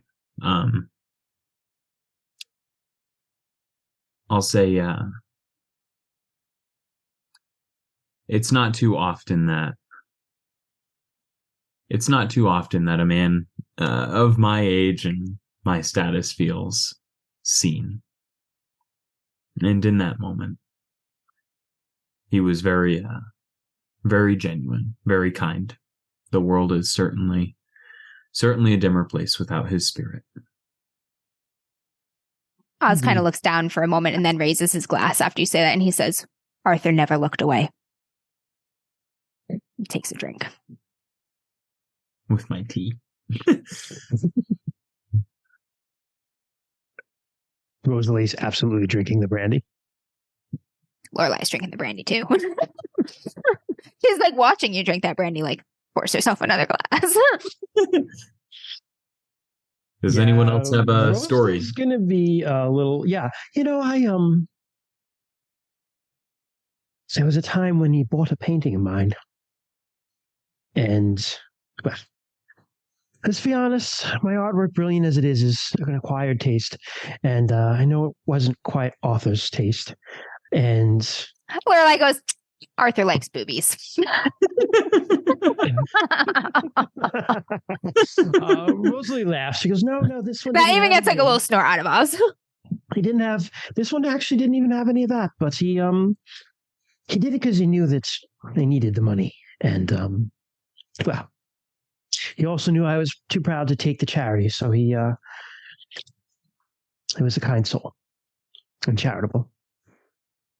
Arthur. Ronaldo, that painting is the only piece of art Arthur has in his room. Ooh. The one from Rosalie? Arthur And I'm was going to the, say it's a picture of, it's a field with a sun overlooking the field. And there are children playing in the field, like little, like chubby, naked children, like cherubic children. And the sun, though, it's like a very stylized sun with like lots of flames kind of around it and almost like a weird pattern. Okay. And there's still something sinister about the sun, almost as if it's like an eye watching the children. The eye of fucking Sauron watching these children. Not that obvious. Not watching, but just like there's- burning in the. Yeah, there's something weird about the sun. It's like Innocent. it would be I a gotcha. nice scene, but the The way sun like is the very halo is off-putting. around it, like an iris sort of thing, and the Yeah. I see it in my mind. Arthur was the first person to ask me to do a magic trick for him in the house, and he applauded anyways, even when I got it wrong. Yeah. He applauded every time, really.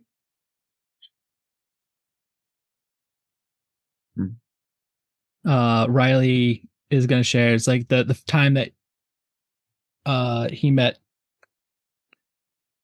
I keep wanting to call him Oz, but it's Arthur. Yeah, Art Arthur. and Oz. Yeah. But it was sat with me at the inn I was frequenting, and the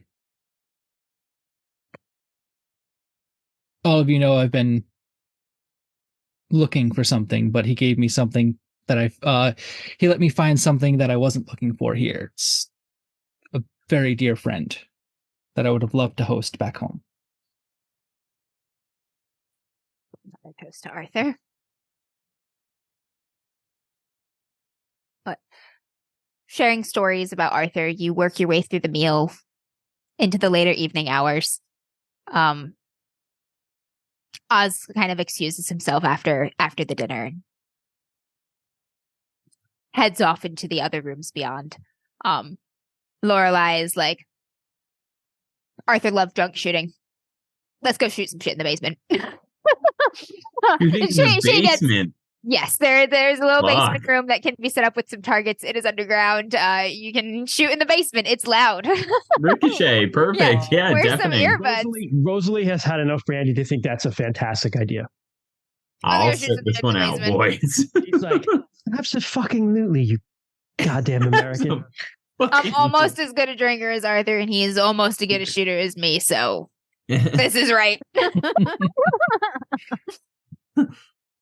If anybody wants to be dumb in the basement like Arthur would be, Lorelai is there for it, honoring his spirit. But the evening winds to a close with many a laugh, and perhaps a close call where those of you who are more sober are like, okay, that's probably the end of this. I didn't get to be this old without a shred of wisdom. Cecilia does not go down there, but every now and again she hears like a particularly loud bang and then just a bunch of She's like, oh no. Rosalie actually is. My precision is really high, although I have no firearm skills. So it's just a decent natural shot, actually. I was going to say, I'll fire one shot too. I'll fire one shot for Arthur, and that's. Watch as I make this disappear into Rosalie's leg.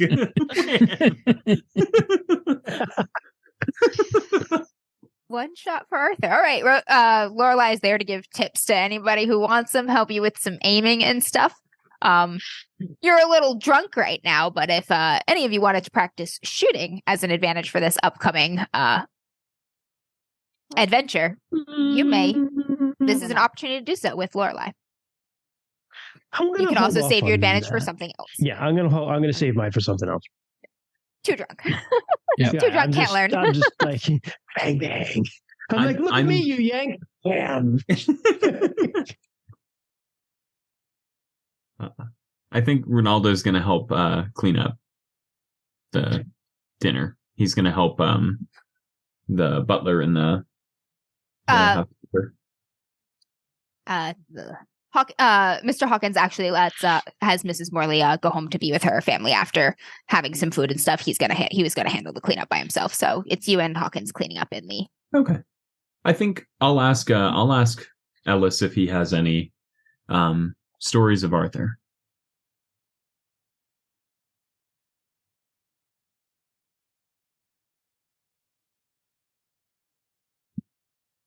I'm on the spot with all these fucking stories. Hang on, let me think of a good story here.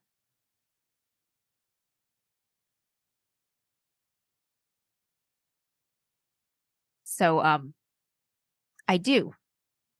Mr. Williams liked to style himself a handyman. Sort of jack of all trades, master of none type thing. Certainly was not a master of roofing, but that did not stop him from trying to help when we sprung a leak about 4 years ago. And the unique thing about this story that sets it a little apart here is Arthur had been shot in the leg just a few weeks before. So he climbed that ladder and set to working on the roof. The leak was much, much larger after he finished patching it. But trying to coax him down off that ladder and convince him that it was a terrible idea was probably the hardest I'd laughed in maybe 3 years. And you couldn't talk that man down from helping. Not from anything.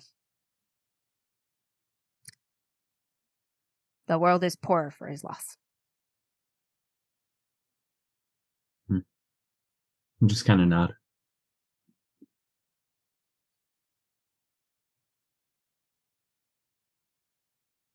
You're going to do great. You're ready. I can honestly say I don't think I've been this way before. And if nothing else, that's something to be excited for. Person Many more needs roads. purpose. Something Arthur used to say a lot too. Absolutely. He helps you go through and do dishes, set them aside.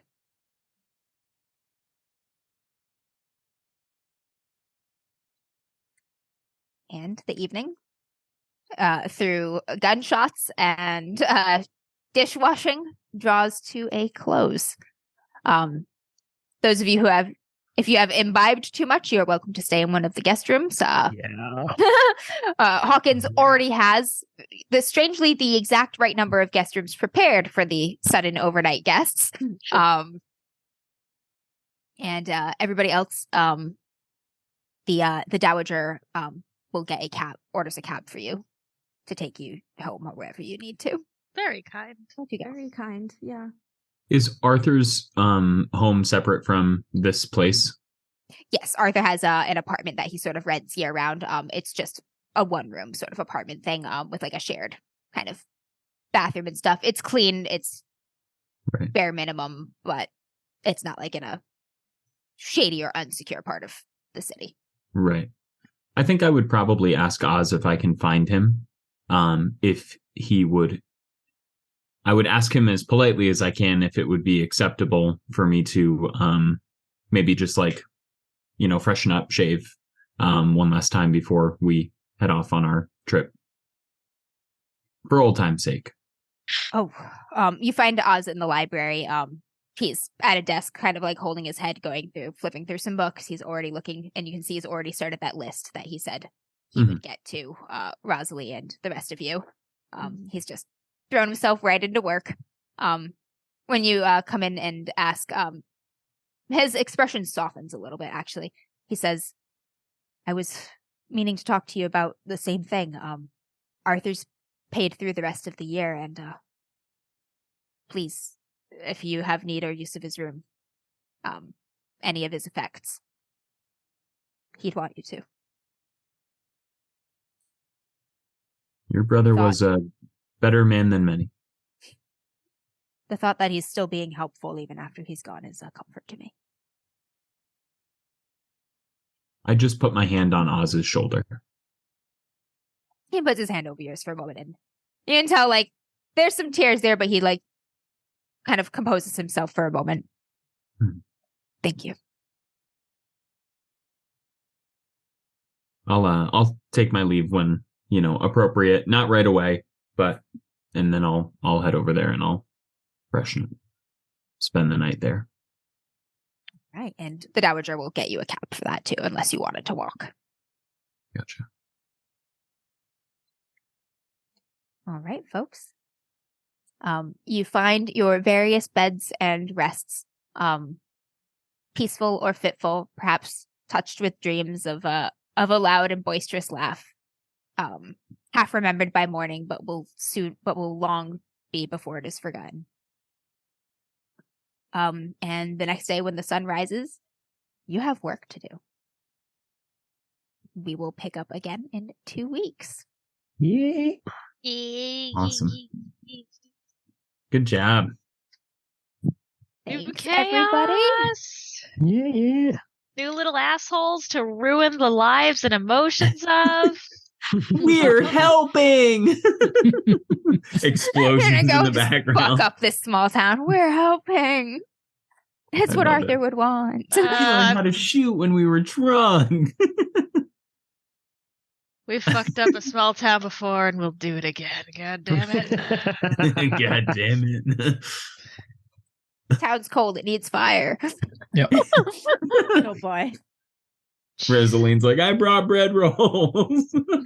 Oh boy. You just pack your suitcase full of rolls instead of Just- that's all clothes she and go has off is on the bread. trip. She has no clothes. She just has bread. I'm poor. It's a I have full fart and suitcase bread. of- Okay. Her one outfit she brings is just an outfit made of bread. It's like Lady Gaga's meat dress, I but was it's literally bread. just say it's the meat dress. Yeah. Incredible. Did Lady Gaga wear a dress made of meat? Yeah. Yes, dude. Google What? it. Yeah. A It's long famous, time dude. ago. I think that was Yeah. her. I think that was her first like. She was just getting Might have like. been. It that was a her major first awards thing. show. Like Yeah. it's made of raw meat. It was amazing. Yeah. Yep, it was really Holy cool actually. fuck. Yeah. Yeah, I you look it up. It's That's crazy. I'm pretty sure that was when at least I was in middle school, maybe 8th grade. Yeah. Yeah, we were young. Wow, an actual raw meat dress. Yes. What the fuck? Oh God! All right. Nita probably had heart attacks. Sorry. Oh no. Oh, they did. Yeah, they have heart attacks over everything. Their hearts are Yeah. the black holes. Thank you, everyone, for joining us for episode 1 of Vaesen. If you want to make sure you see when we next go live, you can follow us on Twitch. That's free. All you need is an account.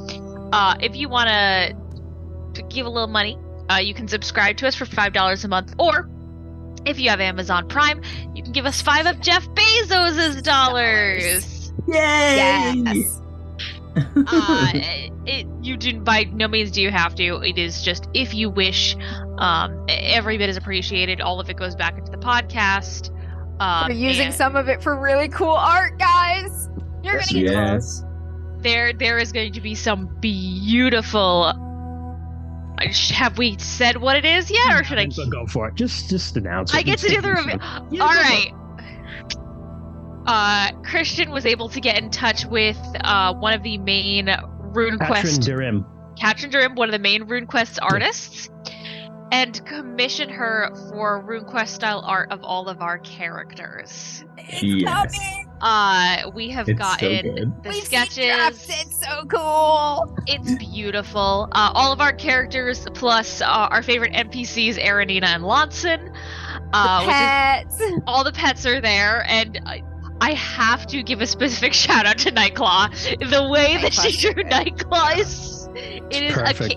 It's the way I hold my cat. Perfect. It's so cat. It's Yep. yeah, Nightclaw blows the whole picture away. But yeah, it's As he absolutely should. beautiful what we've seen so far, and we will share the full piece as soon as we get the finished copy.